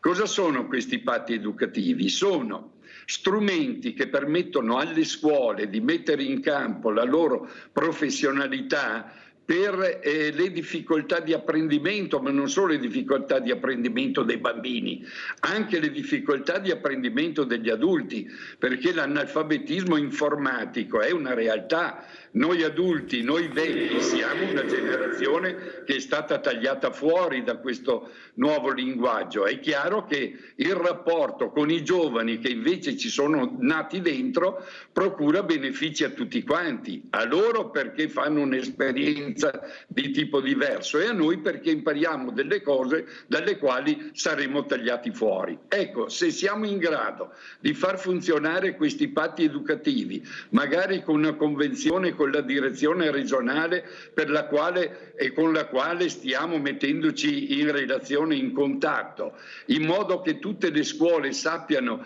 in che modo relazionarsi con le forze del volontariato, perché ovviamente come dire, i mezzi della scuola non sono sufficienti a risolvere il problema, ma insieme potremmo farlo. È un primo tentativo di carattere istituzionale che appartiene, voglio dire, alle iniziative del governo e noi sappiamo che queste iniziative poi per andare a regime ci mettono degli anni, però la strada è giusta. C'è un quadro normativo e delle risorse che permettono alle istituzioni di funzionare meglio e collaborare con il volontariato. Il volontariato interviene laddove la scuola non ce la fa e la scuola interviene laddove il volontariato non ha risorse economiche. Questo sarebbe un circolo virtuoso e allora quello che abbiamo visto adesso, che è assolutamente lodevole, diventerebbe qualcosa che appartiene a tutta la nostra generazione di anziani. Non è che devono inventarsi il mondo, è stato fatto, ha funzionato, copiamolo. Invece il problema è che ognuno vuole fare da sé, non vuole fare squadra perché se fa da sé pensa di avere la visibilità concentrata solo su se stesso, senza capire invece che la visibilità deve essere condivisa da tutti quegli organi competenti. Cosa dice dottore Bonato? Non posso che essere d'accordo, non ho altro da aggiungere rispetto a quello che ha detto prima e quello che ha sottolineato lei adesso. Se fossimo in grado di formare quella famosa cabina di regia uscendo dai nostri piccoli particolarismi, è chiaro che raddoppieremo, triplicheremo le nostre forze, perché adesso ognuno quando va da sé in realtà mette in campo una serie di risorse che poi sono replicate anche dagli altri e sono sprecate. Se fossero insieme è chiaro che faremmo, triplicheremo, voglio dire, i nostri risultati anche. Allora andiamo a vedere che cosa riescono a fare questi diversamente giovani con una recita. Andiamo a Vicenza, anziani recita, perché sono veramente bravi, Anche la regina Elisabetta va via la corona, ma non la semia morta a fare il virus. Mamma mia, la sei proprio una roba seria. Altro che seria. Inoltre qua in casa di riposo non avevo mascherine, guanti, disinfettanti, tamponi, niente di niente. A distanza di oltre 4 anni dai primi casi di coronavirus registrati in Italia, gli ospiti della casa di riposo San Giuseppe di Orgiano hanno voluto ricordare quei momenti drammatici che tanto li hanno spaventati in quel terribile periodo. Da bersagli preferiti dal virus mortale, oggi sono loro i soggetti fragili a bersagliarlo di frasi ironiche, tentando di esorcizzare quei momenti con un'opera autoprodotta in sede. Tutto colpa del coronavirus. Gli ospiti diventano attori per un giorno in una commedia messa in scena grazie ad una regista volontaria e dedicata a se stessi. Coronavirus! Sbarrate le porte! Tutti in quarantena! La prima domanda, come da protocollo. Sì, tu incinta? Ma dai, dottore, Dio Spirito Santo forse? 3 robe. Mettere la mascherina, lavarsi le mani con l'acido ialuronico e in ultimo, se ti vedi qualcuno che lo va, bisogna girarsi di colpo, così te lo freghi. Partendo da spunti di episodi vissuti, l'opera diventa parodia e apoteosi di fraintendimenti, il tutto espresso in forma dialettale veneta, la più efficace e diretta, un intricato gioco degli equivoci preso a prestito dalla commedia dell'arte. Ma no, cosa avete capito? Negativo vuol dire che non c'è il coronavirus. Non te lo vai già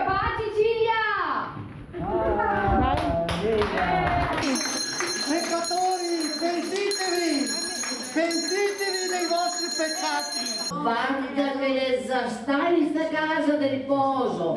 Qua siamo tutti pentiti e siamo tutti salvi.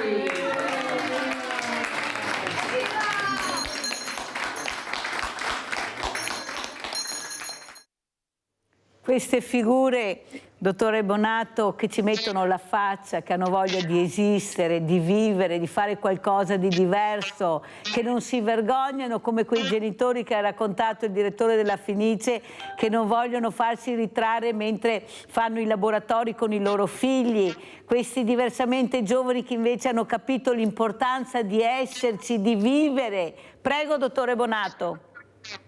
Direi, voglio dire, è un po' quello che tentiamo di fare, di stimolare un invecchiamento attivo, di non arrendersi, di avere la voglia di mettersi in gioco tutti i giorni. C'è un sacco di roba da imparare, c'è un sacco di roba da fare insieme. Ecco, poi questa nostra generazione che è andata in pensione anche abbastanza presto rispetto a quello che spetta alle generazioni future, ha un sacco di tempo da spendere per sé e per gli altri. Ecco, noi assistiamo anche quelli che hanno bisogno del medico, dell'ospedale, eccetera, eccetera, ma la prima funzione deve essere quella di tener sveglio la mente e il corpo, che allora si allontanano anche le malattie. Quando li accompagniamo in ospedale, quando non c'è più niente da fare, purtroppo è un accompagnamento in discesa verso una conclusione che tutti ci auguriamo sia più lontana possibile, ma se riusciamo a tenerci e a darci da fare in tutti i modi, in tutti gli ambienti, avere la voglia di comunicare con gli altri, di relazionare con gli altri, avere la curiosità di apprendere quello che magari ci è scappato durante la gioventù perché eravamo presi dal lavoro, non avevamo le possibilità economiche, ecco, vuol dire assicurarsi una parte di vita, che è la parte di vita degli anziani, con una qualità assolutamente straordinaria. Ecco, le rogne le abbiamo tutti, ma l'attività cerebrale le allontana spesso e volentieri. Ha fatto bene a sottolinearlo. Sentiamo Veronica come commenta le parole del dottore Bonato. Ecco, tu hai detto, hai vissuto con questi diversamente giovani, i tuoi familiari, capisci l'importanza di averli vicino e loro avere l'importanza di avere voi vicino. Prego Veronica. Sono d'accordo al 100% che è appunto un arricchimento continuo, e anche il discorso che faceva era di portarli a un invecchiamento attivo, perché giustamente hanno bisogno di comunità anche loro, di parlare con gli altri, e noi nipoti certo abbiamo anche noi le nostre vite, abbiamo le nostre famiglie, però non dobbiamo mai dimenticarci di loro, perché loro di noi non si sono dimenticati, quindi hanno bisogno appunto di noi come noi abbiamo bisogno di loro. E complimenti a queste associazioni che aiutano gli anziani, che però appunto, come dicevate, c'è poca informazione.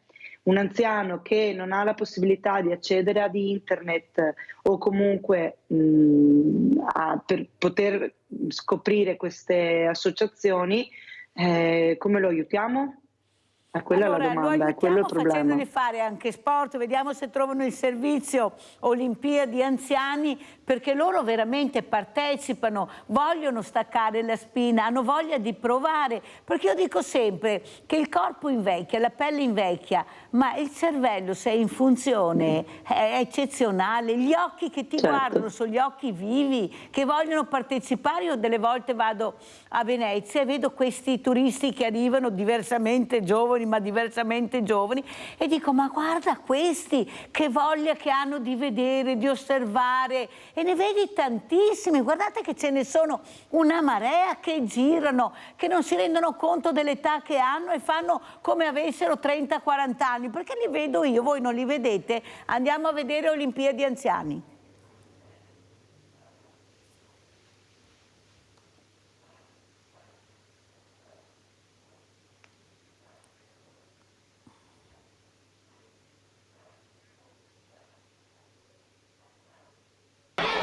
Pierre de Coubertin ha raccolto in una frase lo spirito olimpico, dicendo che la cosa importante nei Giochi Olimpici non è vincere ma partecipare. A Cartigliano gli ospiti della casa di riposo hanno fatto loro questo motto, sostituendo l'importanza di partecipare con la voglia di divertirsi. In Villa Morosini Cappello si sono svolte le Olimpiadi della terza età, giunte alla terza edizione, con quasi 50 nonni che si sono sfidati col sorriso a pallacanestro, tiro al bersaglio e tanti altri sport insieme ai bambini della scuola primaria di Cartigliano. È un progetto in cui noi abbiamo investito molto, perché vogliamo investire in questo connubio tra giovani e meno giovani. Crediamo che questa unione possa essere il viatico, la forza per il futuro. Dobbiamo trovare delle alleanze tra giovani e meno giovani, perché i nostri anziani possono insegnare molto ai ragazzi, ma questi ragazzi trasmettono una vitalità immensa e la voglia di vivere che portano dentro. Un evento di sport e benessere con il supporto dell'amministrazione comunale, dove le medaglie più belle sono stati i sorrisi di nonni e bambini, senza vincitori né vinti. Allora, dottore Bonato, quante cose si possono fare se ci mettiamo assieme? Bellissime anche le Olimpiadi degli anziani, questi anziani che partecipano. Sport e benessere, quello che ho fatto mercoledì 22 maggio all'ippodromo di Sant'Artemio col dottor Pauletto, responsabile dell'Oras di Motta di Livenza, che ha capito, soprattutto uno dei pochi che ha capito l'importanza di mettere assieme, di fare le cose assieme. Lo sport è benessere, e non è detto perché io sono diversamente giovane che non posso più praticare sport, anche se ho patologie, però non lo sanno, sono a rischio. Abbiamo una telefonata, pronto? Aristide, ciao Aristide. Ciao, dimmi, avrei bisogno di qualcosa, di un aiuto, perché vivo da solo e non ho più nessuno, i figli sono andati via, la moglie è partita. Avrei bisogno di qualcuno che mi dice una mano. Da dove chiami Aristide? Da Santa Maria di Sala. E i servizi sociali conoscono il tuo caso? Non ho capito? I servizi sociali conoscono il tuo caso? No. E perché non lo conoscono? Perché non hai mai chiamato? No, non sono mai chiamati. E perché non hai mai chiamato? Perché fino adesso mi sono arrangiato in qualche maniera. Ma tu hai un numero che puoi chiamare, sai che numero hai? No, non so a Santa Maria di Sano, non so il servizio sociale. Ma hai un medico di famiglia? Sì. E lui sa della tua situazione? Sì, è venuto 2 volte qua perché adesso sono una condizione da non poter più camminare. Sono ammalato, insomma. Allora Aristide, lascia il tuo numero di telefono che poi vediamo anche col dottore Bonato se riusciamo, quello che ho detto prima non c'è niente da fare, questa è la verità. Allora Aristide, lascia bene il tuo numero di telefono in regia che poi vediamo se riusciamo a darti una mano a capire di cosa hai bisogno, se puoi essere aiutato, e non è che abbiamo la bacchetta magica, ma dove si può si deve arrivare, o sbaglio dottore Bonato? Ecco, questa è una delle solite telefonate che arrivano a Sveglia Veneto, che arrivano al mio cellulare o in ufficio, di persone sole che non sanno come destreggiarsi, perché nessuno li ha preparati, anche consigliati a fare questi percorsi anche per essere aiutati. Prego dottore Bonato. Sì, ecco, l'abbiamo sottolineato più volte durante questa trasmissione che manca una cabina di regia. Allora, è vero quello che lei ha detto, il primo referente in casi di questo genere è il comune.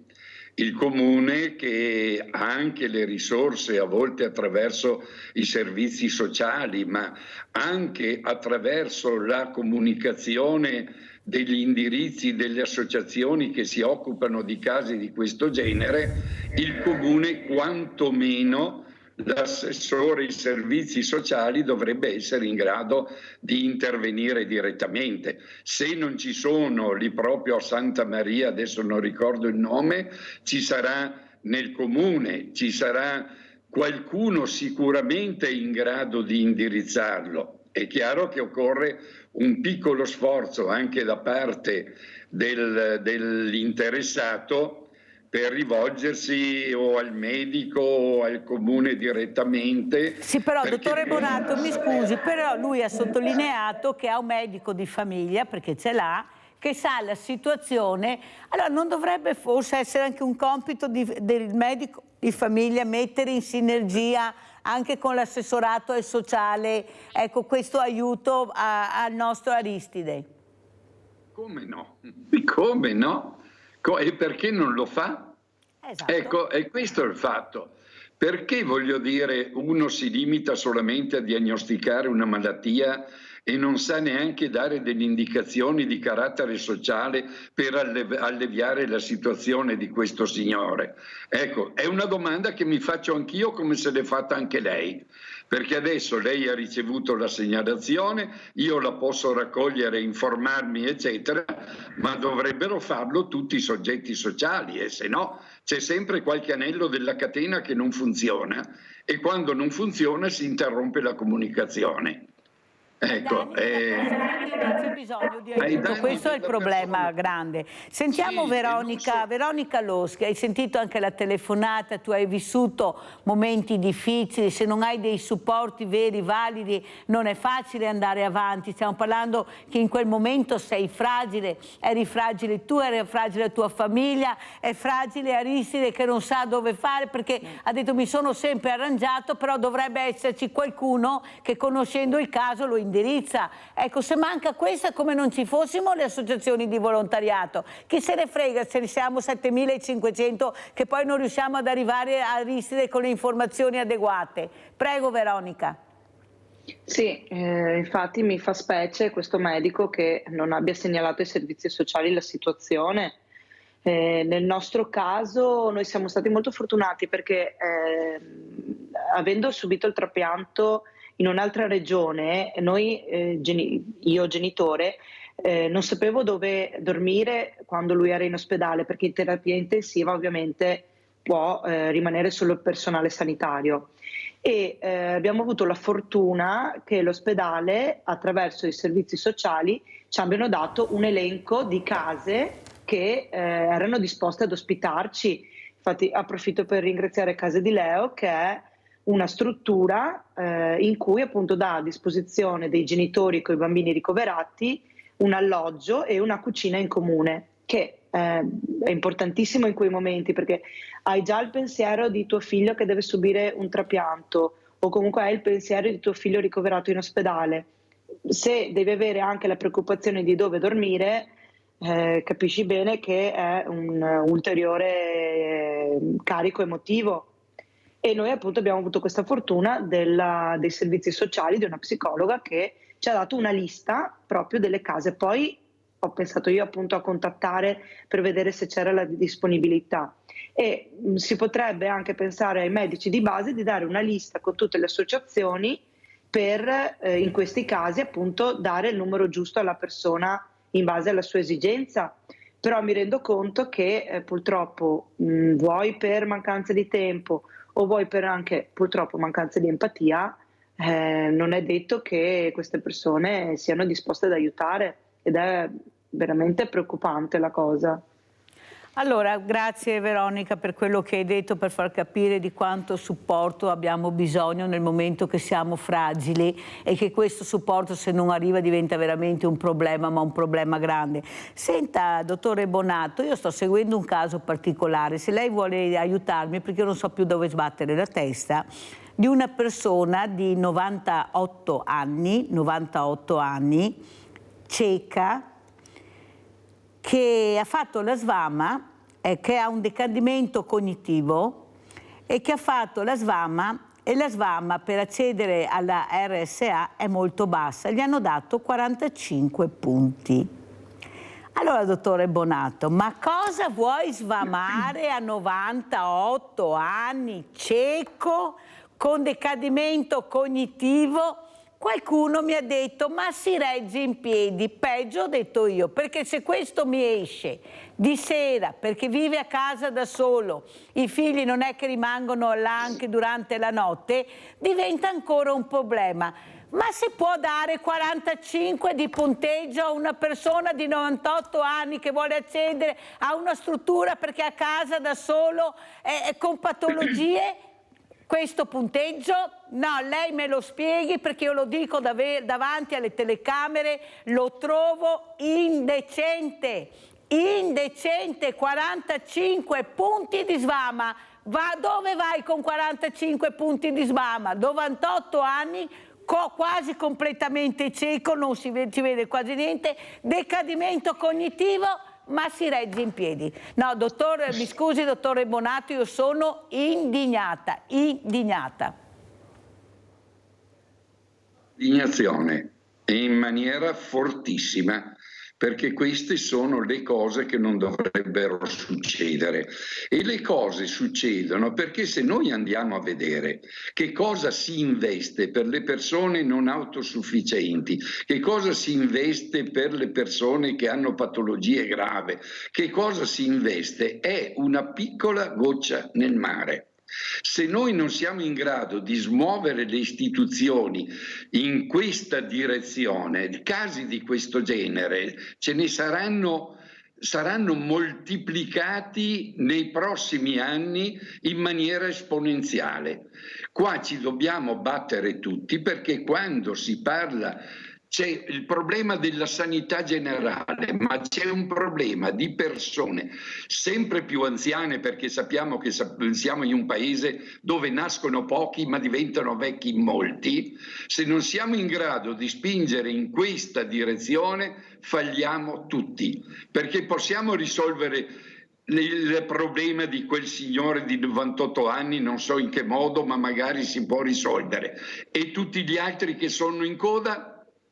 Come facciamo? Perché non possiamo essere, voglio dire, onnipotenti come privati, come volontari rispetto a questo. Si tratta che tutta una comunità, tutto un paese deve rivolgere l'attenzione a queste persone che sono sempre di più. Ma dottore sono Bonato, anziani. ma cosa vuoi sfamare a 98 anni? Ma che cavolo di burocrazia mi fai fare? È tutto perché non voglio darti quello che dovrei darti, perché non posso, perché non ho i letti, perché non ho i soldi, perché è sempre là poi il problema. Siccome deve intervenire la regione, perché la regione intervenga, perché la pensione di 1.500 euro non basta per la RSA, perciò la regione vuole la SVAMA, vuole questa che dà la possibilità di accedere. Ma le sembra normale? Ma le sembra normale che a 98 anni facciamo fare questi percorsi a queste persone con delle domande all'interno? Guardate che è una cosa incredibile, ma veramente una cosa incredibile. Ma dottore Bonato, anche voi dovete anche cercare di spingere su queste cose, perché come ha detto lei non è che ci sia solo questo caso, chissà quanti casi in attesa ci sono che non riescono ad avere la visibilità che magari grazie a Sveglia Veneti a questa persona. Ma io devo anche iniziare ad aiutare qualcuno e devo cominciare da questo o sbaglio? Prego, dottore Bonato. Sì, no, non sbaglia per niente, ma siamo sempre lì. Se le istituzioni, in questo caso la regione che ha la competenza sulla sanità e ha la competenza su questi casi, non destina risorse sufficienti, che vuol dire case di riposo oppure comunque insomma alloggi, vuol dire personale, vuol dire qualcuno che se non si investe in questa direzione, questi saranno sempre più abbandonati e nel nostro piccolo, ma non solo noi, come le dico, tante altre istituzioni che si occupano di casi di questo genere, facciamo tutti i giorni pressione, ma se non facciamo massa critica con i cittadini non ce la facciamo. Andiamo a vedere che cosa destinano le varie regioni rispetto a queste situazioni, sempre meno. E saranno sempre più i casi. Come facciamo? Ci indigniamo tutti i giorni? Ci mettiamo a urlare tutti i giorni? Sono disposto ad incatenarmi anche, Vede, voglio dire, Bonato, ma non da sono solo. convinta che dobbiamo nomi e cognomi. Dobbiamo iniziare a fare nomi e cognomi di chi dovrebbe fare il suo dovere e non lo fa. Se la persona è competente in base a quello che deve fare, perché se no non ne andiamo fuori. Io mi domando come si fa a dare 45 punti a una persona con le patologie che le ho detto, perché sono quelle. Allora qui c'è qualcosa che non mi torna, c'è qualcuno che non ha capito la serietà di questa persona. Abbiamo Norma in linea, ciao Norma. Carissima, volevo solo un'informazione, visto che stai parlando di problemi di persone anziane, io ho 88 anni e percepisco una pensione di 800 euro al mese e ho una figlia che mi sta dietro, però non è giusto che mi stia dietro così gratuitamente quando che potrebbe andare a lavorare. Capisci cosa devo fare io per aiutare mia figlia? Ecco, questi sono uno. Grazie. Norma, da dove chiami? No, è già caduta la linea. Ecco, questi sono i problemi, ecco, di queste persone che si rendono conto della gravità che vivono quotidianamente, e non è giusto che mio figlio mi segua, che non vada a lavorare per seguire, ecco, la sottoscritta. Ecco, cosa dice? Ecco, questi caregiver che sono badanti poi alla fine, non so perché gli mette questi nomi strani che non si capisce niente. Ecco, queste persone invece che accudiscono queste persone fragili, sono in casa, che sono i loro familiari. Prego, dottore Bonato. Sì, se dopo andiamo a vedere il caso specifico in situazioni di questo genere, anche quando mi rivolgo ai servizi sociali, e i servizi sociali sono efficienti, sono persone che avrebbero bisogno di un intervento una volta al giorno e i servizi sociali hanno personale e risorse per andare una volta alla settimana e non abbiamo risolto niente neanche in questo caso. È proprio questione di investimenti, dobbiamo destinare risorse perché queste persone hanno bisogno di vivere la loro terza, quarta, quinta età con dignità, perché si perde la dignità. e una società civile dovrebbe essere assolutamente attenta prima alla dignità delle persone. Se non investiamo non ce la facciamo. Dobbiamo investire, investire, investire.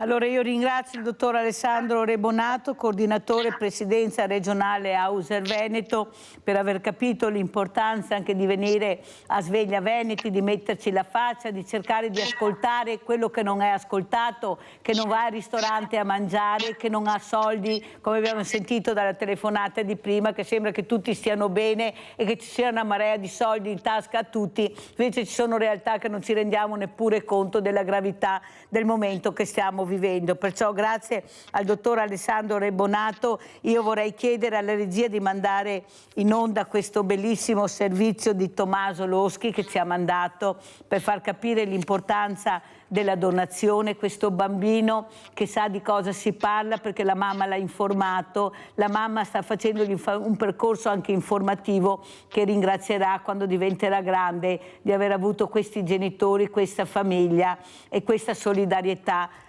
vicino a lui. Perciò grazie tantissimo anche a Veronica Loschi, mamma di Tommaso, effetto da malattia rara, che sta combattendo questo percorso con una famiglia unita e che lo supporta, e anche questo mondo del volontariato. Perciò grazie a Veronica Loschi. Veronica, come ci saluti prima di vedere il video di Tommaso? Prego. Beh, intanto ti ringrazio nuovamente per l'invito.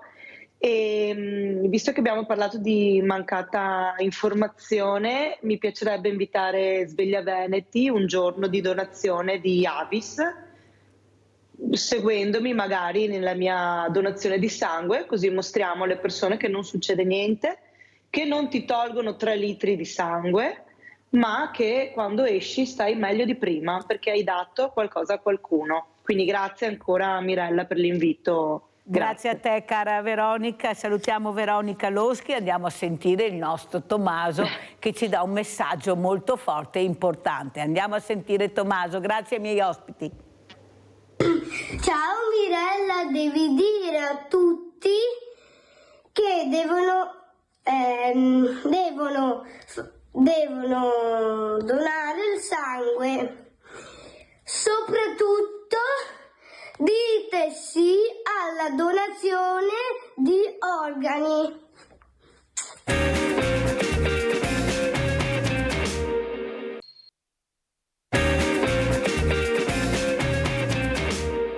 Una società vicentina operante nel settore della raccolta e smaltimento rifiuti ha a rischio infiltrazioni mafiose. È questo l'esito dell'istruttoria svolta nei mesi scorsi dal GIA, il gruppo interforze antimafia coordinato dalla prefettura. Esisterebbe dunque un reale rischio di contaminazione mafiosa attraverso la contiguità con elementi appartenenti a sodalizi criminali camorristici della Campania e della provincia di Caserta. Per questo il prefetto ha firmato un'informazione interdittiva, uno strumento di prevenzione amministrativa con lo scopo di scongiurare una concreta minaccia per la sicurezza pubblica nell'attività imprenditoriale. Una frontiera avanzata contro la criminalità organizzata nel Vicentino in questo delicato momento storico, in vista della realizzazione di importanti opere pubbliche e infrastrutturali finanziate anche con il PNRR.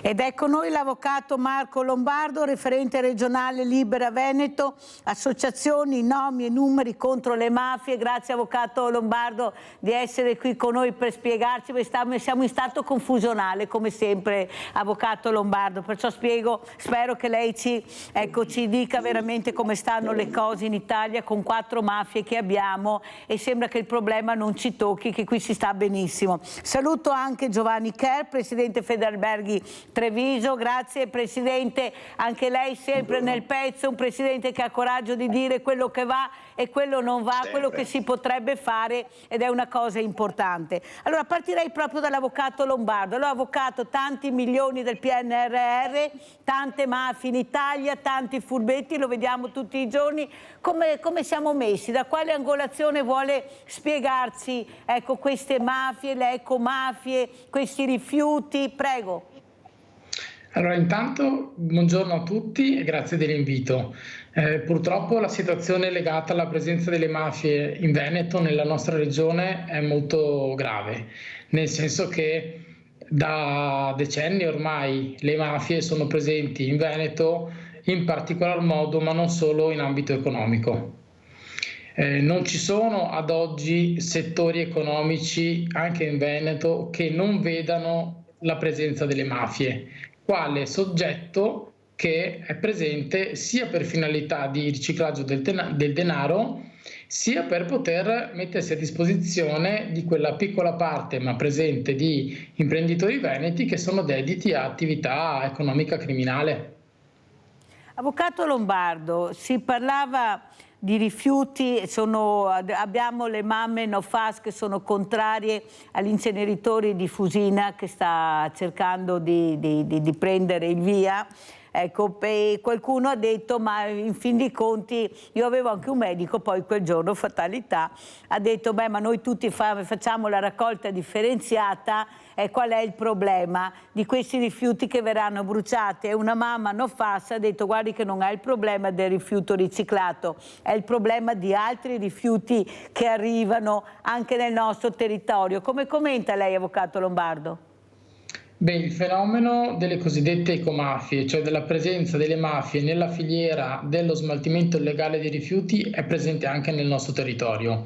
Se fino a qualche decennio fa erano le imprese venete che decidevano di smaltire legalmente i rifiuti, che si rivolgevano alle mafie per trasportare i rifiuti industriali in altre regioni d'Italia, in particolar modo in Sud Italia, negli ultimi anni il fenomeno si è girato, nel senso che abbiamo un'importazione di rifiuti da altre parti d'Italia, rifiuti illeciti che vengono portati in Veneto per essere smaltiti illegalmente. Una delle dinamiche più importanti riguarda riempire i capannoni dismessi che sono molto presenti nei nostri territori di rifiuti per poi dopo darvi fuoco. Quindi questa è una condotta criminale accertata in Veneto. Pensiamo ad esempio a un procedimento penale trattato dal Tribunale di Verona relativamente al processo Isola Scaligera, dove alcuni mafiosi intercettati discutevano di individuare dei capannoni, in particolar modo dell'area del Veronese, per poterli prendere in affitto e adibirli a questo scopo. Quindi questo è un problema, è reale, è presente e ci sono molti procedimenti giudiziari che lo hanno accertato. Allora sentiamo anche il presidente di Federalberghi di Treviso, Giovanni Cher, come vede la situazione dalla sua angolazione, questo turismo che arriva, adesso sta aprendo la stagione, ma noi siamo un paese che dovremmo vivere di turismo 12 mesi all'anno, 360 giorni all'anno, perché veramente questo è quello che ci richiedono. Siamo un museo a cielo aperto, abbiamo delle infrastrutture che sono meravigliose, che molti ci invidiano. Ecco, dalla sua angolazione come vede la situazione, presidente Cher? Buongiorno Mirella e buongiorno a tutti gli ascoltatori. Io so che lei, Mirella, è un'appassionata, un'innamorata della nostra bella Italia e quindi vedere che alle volte restiamo indietro. Oggi siamo i quinti al mondo, l'Italia, come destinazione turistica, ed è una cosa incredibile. Come diceva lei, Mirella, è il posto più bello del mondo. Il 70% delle opere d'arte sono conservate e sono presenti in Italia, eppure all'estero sono più bravi di noi. Allora qualcosa che non va c'è, ma c'è proprio a livello sistema. Ricordiamo che il Ministero del Turismo in un posto come l'Italia è stato costituito, non c'è stato per decine d'anni, adesso finalmente gli ultimi governi hanno voluto mettere un ministero dedicato al turismo. Quest'ultimo, l'ultimo, quello della Daniela Santanchè, anche con un discreto portafoglio. Quindi voglio dire, siamo il paese più importante turisticamente, dovrebbe essere la nostra principale risorsa e lo Stato non investe. Quindi già questo è una cosa che va un po' contro diciamo quello che dovrebbe essere, no? La nostra destinazione. E Treviso, visto che parliamo del mio territorio, del nostro territorio, Mireia, è un posto che è una destinazione che sta crescendo molto bene in questi ultimi anni, grazie anche ai collegamenti internazionali e alla presenza dell'aeroporto di Treviso, che con tutti i nuovi voli, sapete un po' tutti che sono aumentati, che Ryanair ha fatto diventare questo aeroporto la sua base, quindi con 2 aeromobili fisse, quindi collegamenti con il Nord Europa, sta portando veramente tanti turisti. E domenica scorsa con la DJ10 devo dire che non c'era una camera disponibile, era tutto pieno ed era bellissimo. Io vivo in centro città ed era bellissimo vedere il centro di Treviso invaso da manifestazioni, da turisti, da gente che faceva la vita sana, che correva, si spostava. Dovrebbe essere sempre così la nostra città e anche il nostro territorio. Poi le faccio anche una domanda perché ho un dubbio e non riesco a risolverlo. Vediamo se assieme a lei riuscirò a risolverlo. Però prima sentiamo Vladimiro da Rovigo. Vai Vladimiro. Grazie Mirella. Volevo fare una domanda all'avvocato dell'Associazione Libera. Allora, ormai è da un po' di anni ultimamente che tutte le volte che vari esponenti di vario genere parlano della presenza delle mafie qua in Veneto, purtroppo dice che le mafie è sempre più presenti, che aumenta la presenza delle varie mafie qua in Veneto. Quindi una persona si fa l'impressione che lo Stato, nei suoi vari gangli, nelle sue varie ripartizioni amministrative, è incapace di fermare la mafia che si espande. Ecco, voglio fare una domanda e mezza all'avvocato. La domanda è, quello che ho detto cioè l'impressione che lo Stato è incapace di fermare la mafia, è come si dice a volte, una percezione un po' esagerata che invece in realtà è meno pericolo, oppure corrisponde al vero, come penso me?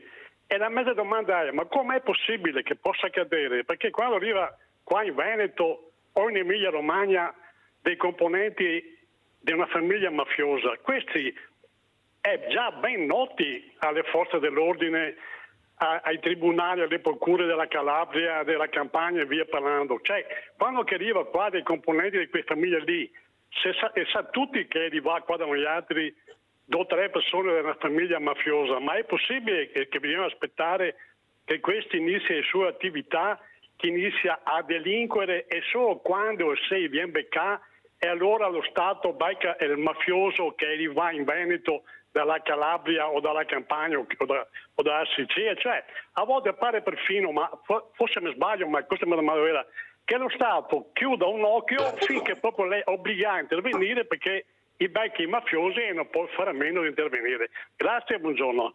Grazie Vladimiro. Prego, avvocato Lombardo. Alle 2 domande. Per quanto riguarda la prima, il fenomeno mafia è un fenomeno complesso, quindi l'azione dello Stato è un'azione efficace ma che non è sufficiente, nel senso che per poter individuare e reprimere un gruppo criminale mafioso c'è bisogno di un'attività molto complessa e spesso chi vive in questo territorio non è in grado di o non vuole collaborare nell'aiutare la polizia, le forze dell'ordine e la magistratura a acquisire questo obiettivo. Perché? Perché ci sono anche degli interessi di tipo imprenditoriale che hanno la volontà di aiutare o di chiedere alle mafie di lavorare per loro in questo territorio. Altro aspetto è la non capacità dei cittadini che abitano in questo territorio di rendersi conto che il fenomeno mafia esiste e quindi mettersi a disposizione per quello che possono rispetto a un'attività di segnalazione, repressione o contrasto alle richieste criminali mafiose. Per quanto riguarda il secondo aspetto, in realtà in questo momento ci sono 7 maxi processi per mafia in Veneto in trattazione davanti ai tribunali del Veneto e una buona parte dei cittadini che sono sottoposti a questi processi penali sono veneti. Nel senso che non dobbiamo limitarci a pensare che il mafioso è soltanto e necessariamente un cittadino che proviene da regioni del sud Italia, ma ci sono moltissimi cittadini nati e cresciuti in Veneto che hanno deciso di far parte di gruppi criminali mafiosi. Ecco, questo non aiuta sia alle forze dell'ordine, ma in particolar modo l'immaginario di chi abita il territorio, perché se io mi limito a pensare un cittadino che viene da un altro territorio, di fatto ho un focus completamente sbagliato.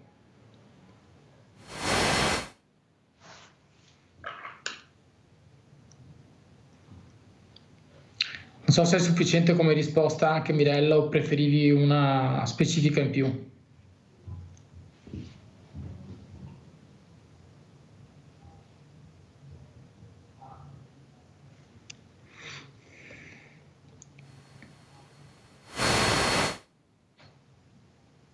Forse c'è un problema di linea.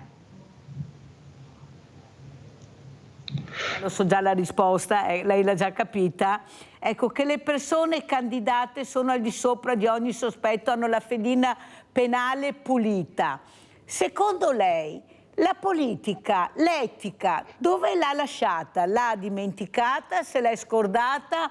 Oppure c'è talmente un business enorme, basta vedere i fondi del PNRR come vanno anche destinati, parliamo di milioni e milioni. Parliamo, ad esempio, avvocato Lombardo, se le fa paura più il ponte, lo stretto di Messina, la pista da bob o la terza corsia, perché vogliamo anche capire, c'è qualcosa, ecco, che vi preoccupa, e soprattutto queste persone che veramente non hanno la fedina penale pulita, se le risulta che qualcuno le abbia candidate o no. Allora, c'è un problema di scelta della classe politica. E questo è indubbio, c'è a livello nazionale, c'è anche a livello locale, perché di fatto il tema mafia non è un tema all'ordine del giorno e quindi non si fa attenzione a coloro i quali effettivamente hanno una volontà, un impegno nel contrastare anche questo fenomeno, chi in realtà ritiene che questo fenomeno non sia un problema nel nostro territorio e quindi di fatto indirettamente aiutano una penetrazione mafiosa.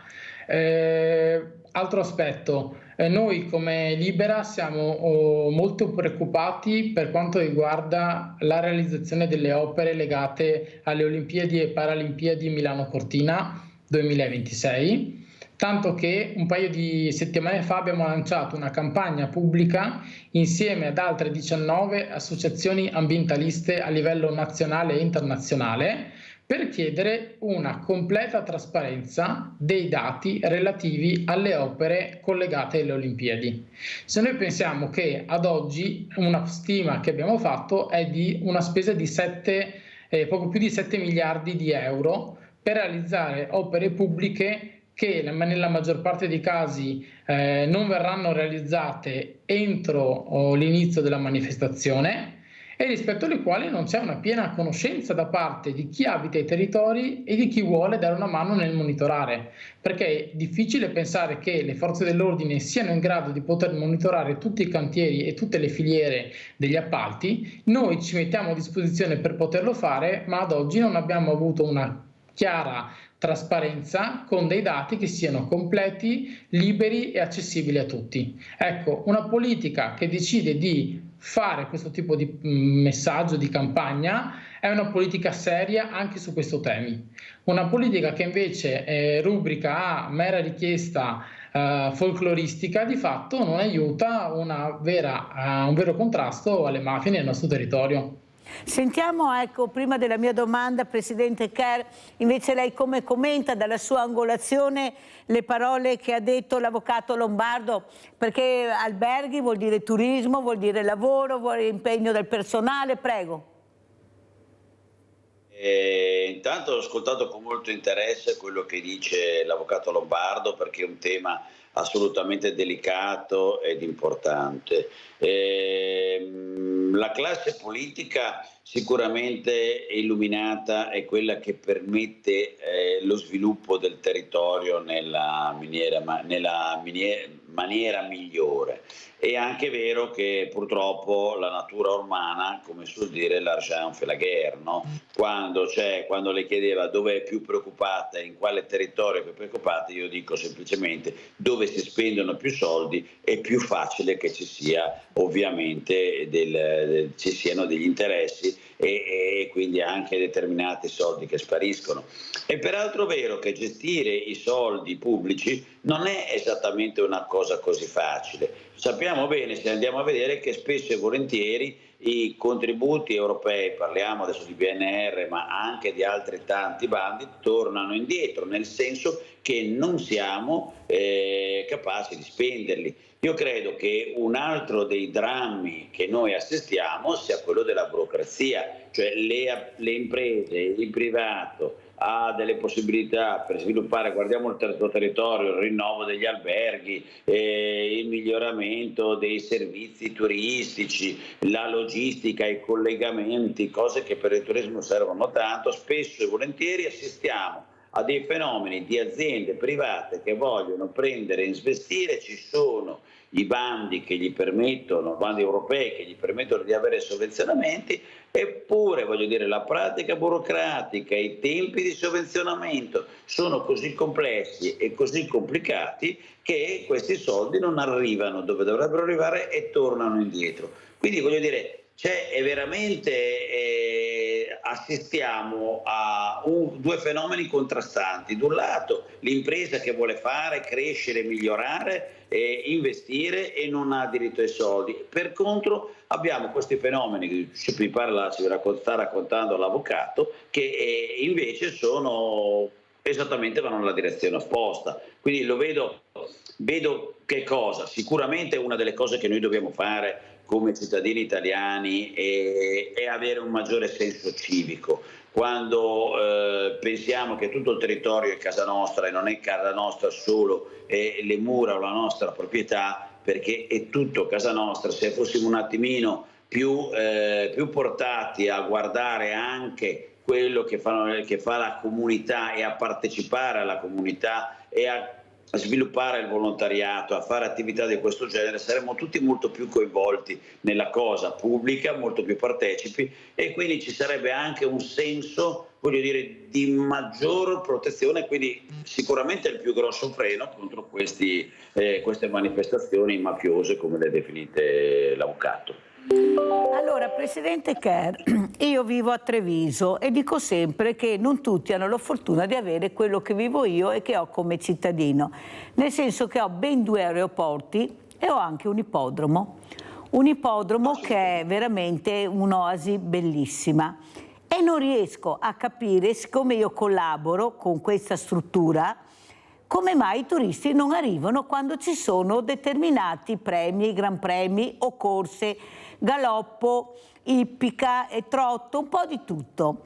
Allora mi domando, siccome so che in altre realtà d'Europa invece l'ippica è molto seguita, c'è qualcosa che non mi torna. Allora, non è inserito nel circuito? Perché vogliamo anche capire come mai, ecco, perché abbiamo degli spazi che io mi rendo conto e alle volte non ci rendiamo neanche conto di quello che abbiamo, aperti, gratuiti, cioè non è che tu devi entrare e pagare, è tutto gratuito, eppure io il turista non lo vedo. Come mai, Presidente?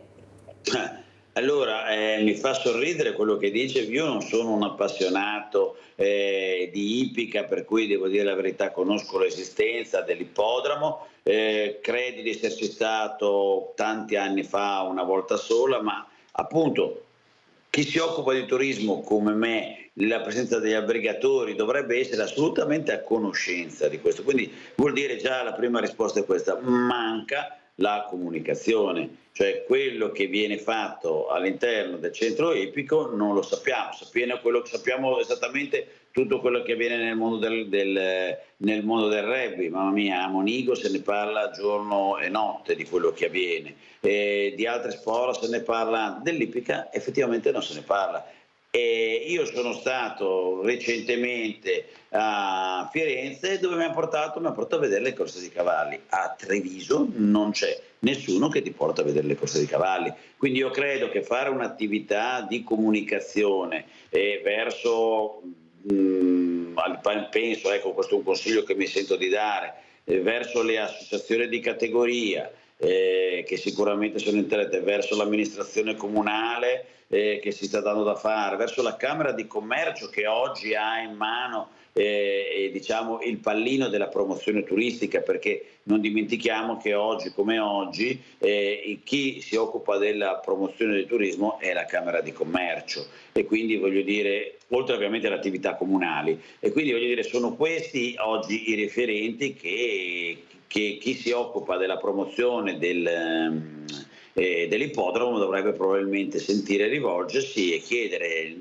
Anzi, mi fa piacere se poi mi fa contattare da qualcuno, io mi darò da fare per metterlo in contatto, perché credo che sia una realtà bella e importante. Che possono piacere o non piacere è un'altra opinione, però è l'ambiente dove tu stacchi la spina, dove veramente anche i diversamente giovani e non solo possono godere di questi spazi aperti alla cittadinanza che non conosce neppure l'ippodromo, poi si lamenta che non ha le aree verdi, non conoscono neppure di quello che hanno in casa. Ecco, mi sono permessa di chiederlo perché io collaboro e dico che questa cosa deve finire, cioè ci dovrebbe essere un'informazione, come dice lei, a 360 gradi, visto anche le difficoltà che abbiamo di trovare sempre tutto a pagamento, dove è gratuito non si conosce e magari ci avrebbe anche piacere di partecipare, perciò la ringrazio. Mi metta pure in contatto, Mirella, mi metta pure in contatto, che vedo di darmi Presidente, da fare. la ringrazio, come è successo anche per Villa Margherita, che in effetti i turisti sono arrivati perché conoscevano,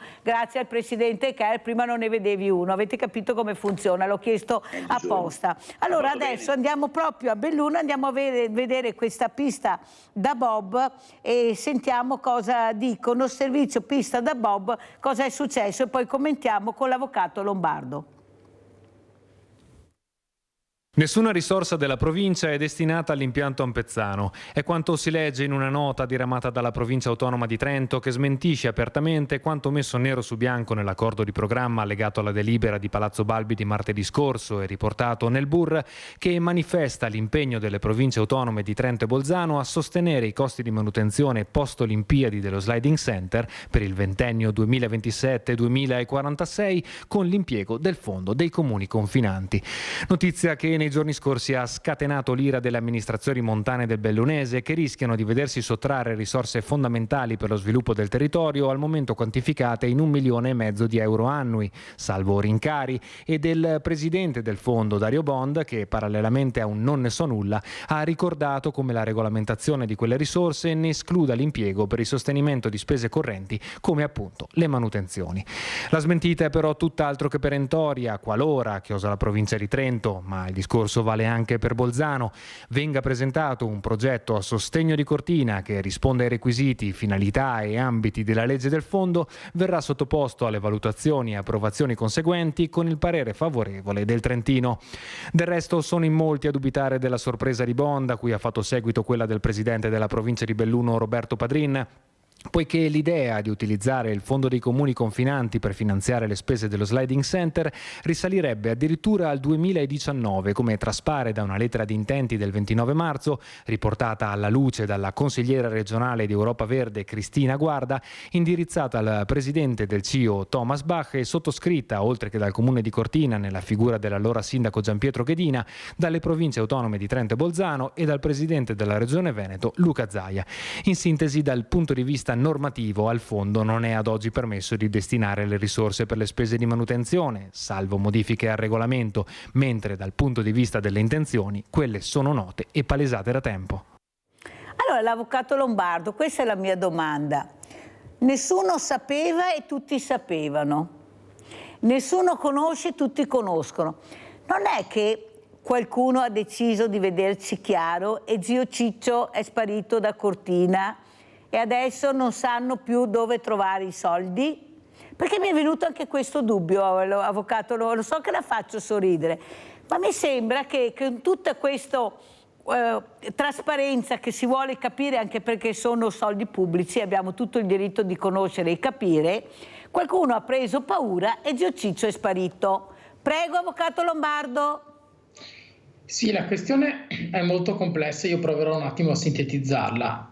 Quando Regione Veneto, Comune di Cortina, Regione Lombardia, Comune di Milano e le 2 province autonome hanno proposto la candidatura olimpica al CIO.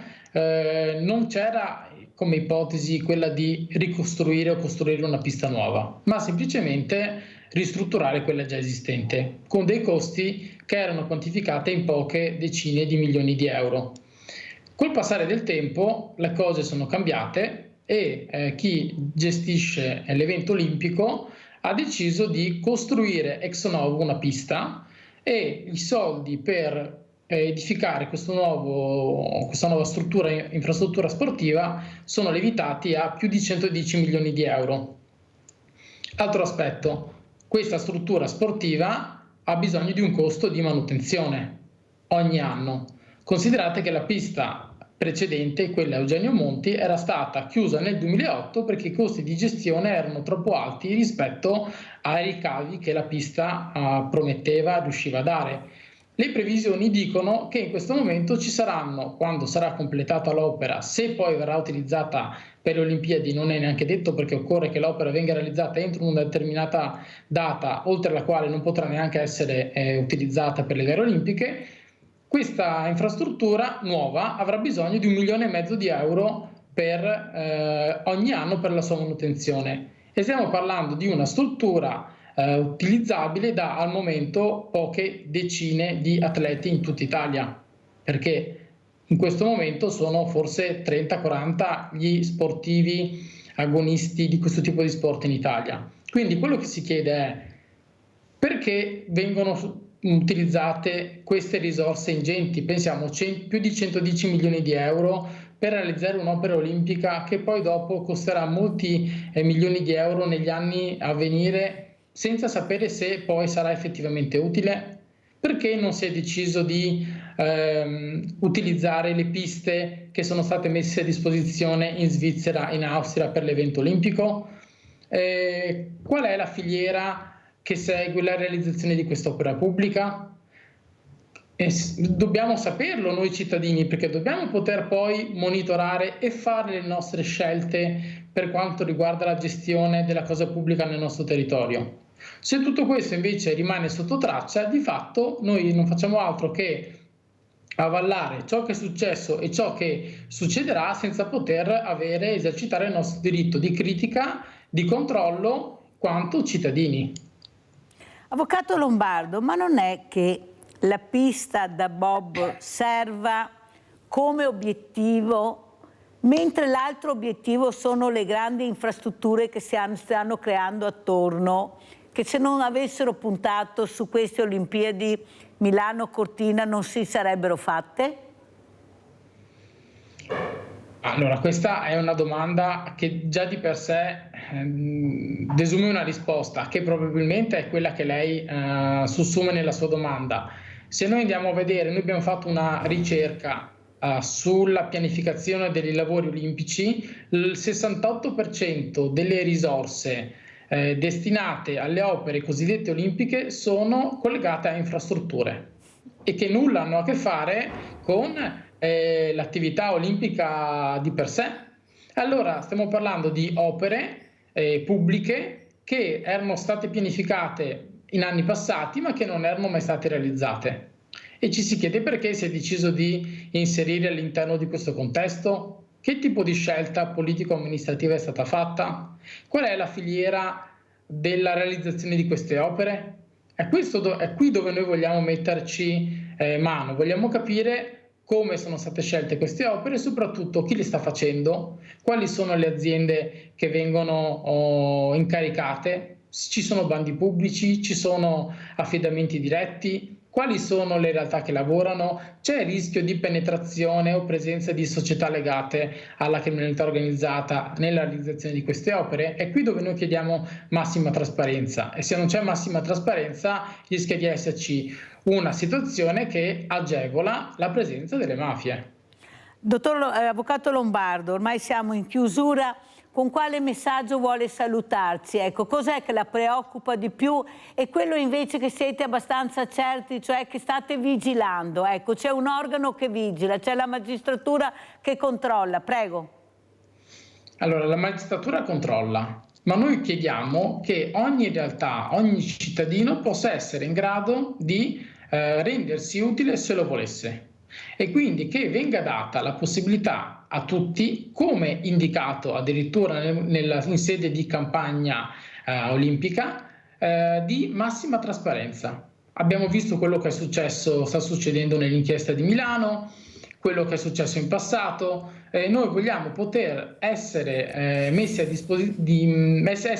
in grado di poter fare le nostre verifiche come singoli cittadini nell'interesse di tutti, perché è interesse dello Stato in primis che i soldi vengano spesi bene e che non ci siano rischi di opacità e criticità. Ecco, questo noi chiediamo, perché ci sono moltissime realtà insieme a noi, di cittadini, di associazioni infranazionali anche, che sono disponibili a mettersi a disposizione di tutti perché questi giochi olimpici siano effettivamente un momento di sport, di unione e di fratellanza, e non fungano da cavallo di Troia per il rischio di penetrazioni di dinamiche corruttive, mafiose o di sperpero di denaro pubblico.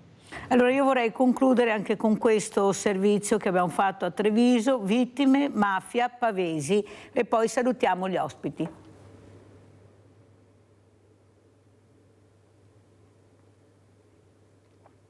Riposa nel cimitero di Cimadolmo ed il comune di Cimadolmo, nella giornata della memoria e dell'impegno in ricordo delle vittime della mafia, ha voluto intitolare l'auditorium delle scuole a Cristina Pavesi, la studentessa 22enne di Conegliano, uccisa il 13 dicembre del 1990 mentre tornava a casa dall'università in treno. A Barbariga di Vigonza al convoglio si affiancò il vagone portavalori fatto esplodere dalla mafia del Brenta di Felice Maniero. L'onda d'urto con il suo carico mortale di schegge investì la carrozza piena di passeggeri. Cristina morì, altre 13 persone rimasero ferite. Stamane l'intitolazione dell'auditorium davanti a 300 studenti.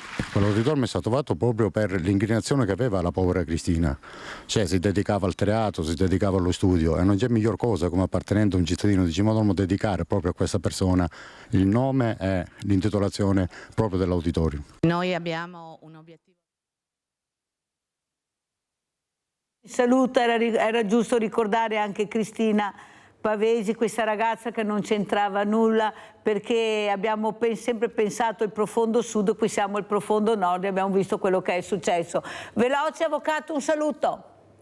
Sì, grazie a tutti. È doveroso ricordare Cristina. Io voglio ricordare ad esempio anche Matteo Toffanin, un ragazzo di 23 anni ucciso a Padova dalla mafia nel quartiere Guizza la notte del 3 maggio del 1992. Le vittime innocenti ci sono anche in Veneto. È importante per tutti noi portare avanti un ricordo e una vicinanza per i parenti delle vittime. Grazie veramente avvocato Marco Lombardo di essere stato con noi, referente regionale Libera Veneto. Sentiamo anche come ci saluta Giovanni Kerr, presidente Federalberghi Treviso. Prego Presidente.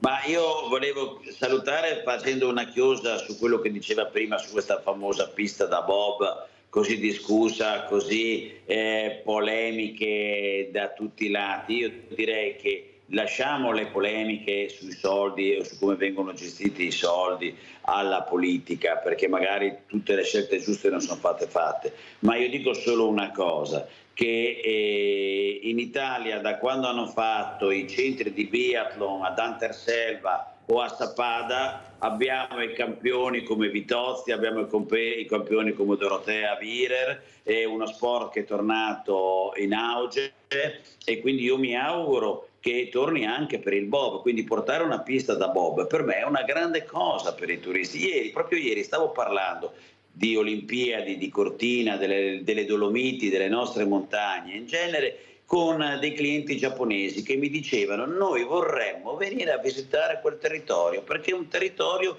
interessante, ma quando venite ci vediamo maggio-giugno, cioè ragazzi maggio-giugno, portare clienti, corriere, pullman di gruppi a Cortina è un vantaggio, è notoriamente chiuso e magari questi vogliono anche provare, venire d'inverno e provare il bob. Io sarei il primo, se potessi andare domani mattina con un pilota che mi fa fare una pista da bob a scendere a 120 all'ora dietro a qualcuno che sa guidare, perché ovviamente io non sono capace, giuro che sarò il primo che ci andrò, perché deve essere un'emozione fantastica. Quindi io sono molto favorevole, spero che la facciano e che la facciano bene.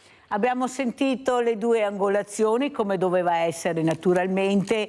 Io sono convinta però, Presidente Kerr, che dobbiamo pensare anche alle fragilità e come diamo sfogo e passione anche a lei che ama il bob, dovremmo dare passione anche a quelle fragilità che non possono pagare 1.000 euro al giorno al Cortina o arrivare magari alla pista da bob e magari farli soggiornare anche loro in questi luoghi che non sono ancora a misura di disabile, perché dobbiamo dire che abbiamo gli alberghi che non sono ancora a misura di disabile. Questo bisogna dirlo, avvocato. Allora cerchiamo di vedere le varie angolazioni. Grazie Giovanni Kerr, Presidente Federalberghi Treviso, grazie all'avvocato Marco Lombardo, grazie veramente. Adesso andiamo a mangiare con la proposta di Mirella, pranzo con Mirella. Linguine con gamberoni. Si dice che i gamberi camminano all'indietro. In realtà i gamberi non camminano all'indietro, ma in avanti, usando le appendici poste lungo il torace. È vero però che, di fronte a un pericolo, i gamberi fanno un balzo all'indietro. Ingredienti per 4 persone. 320 grammi di linguine. 400 grammi di gamberoni. 200 grammi di pomodorini maturi a pezzetti, uno spicchio d'aglio, mezzo bicchiere di vino bianco, sale, olio extravergine di oliva,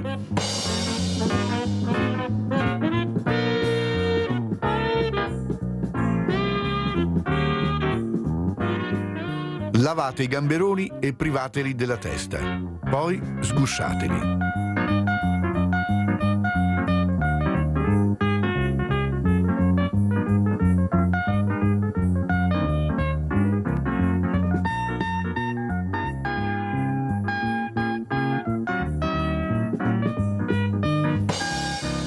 Metteteli in una padella con l'olio e lo spicchio di aglio.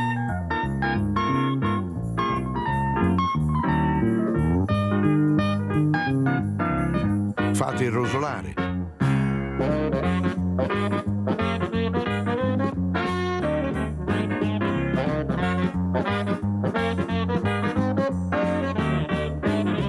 Unite il vino bianco e fate sfumare.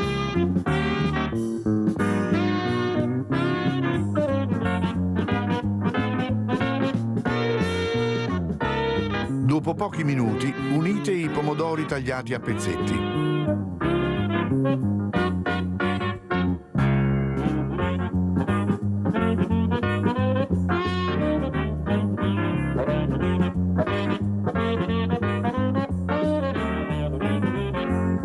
Nel frattempo cuocete le linguine,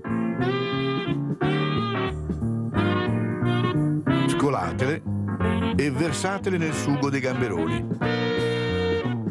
Mescolate e aggiungete un po' di acqua di cottura della pasta se necessario.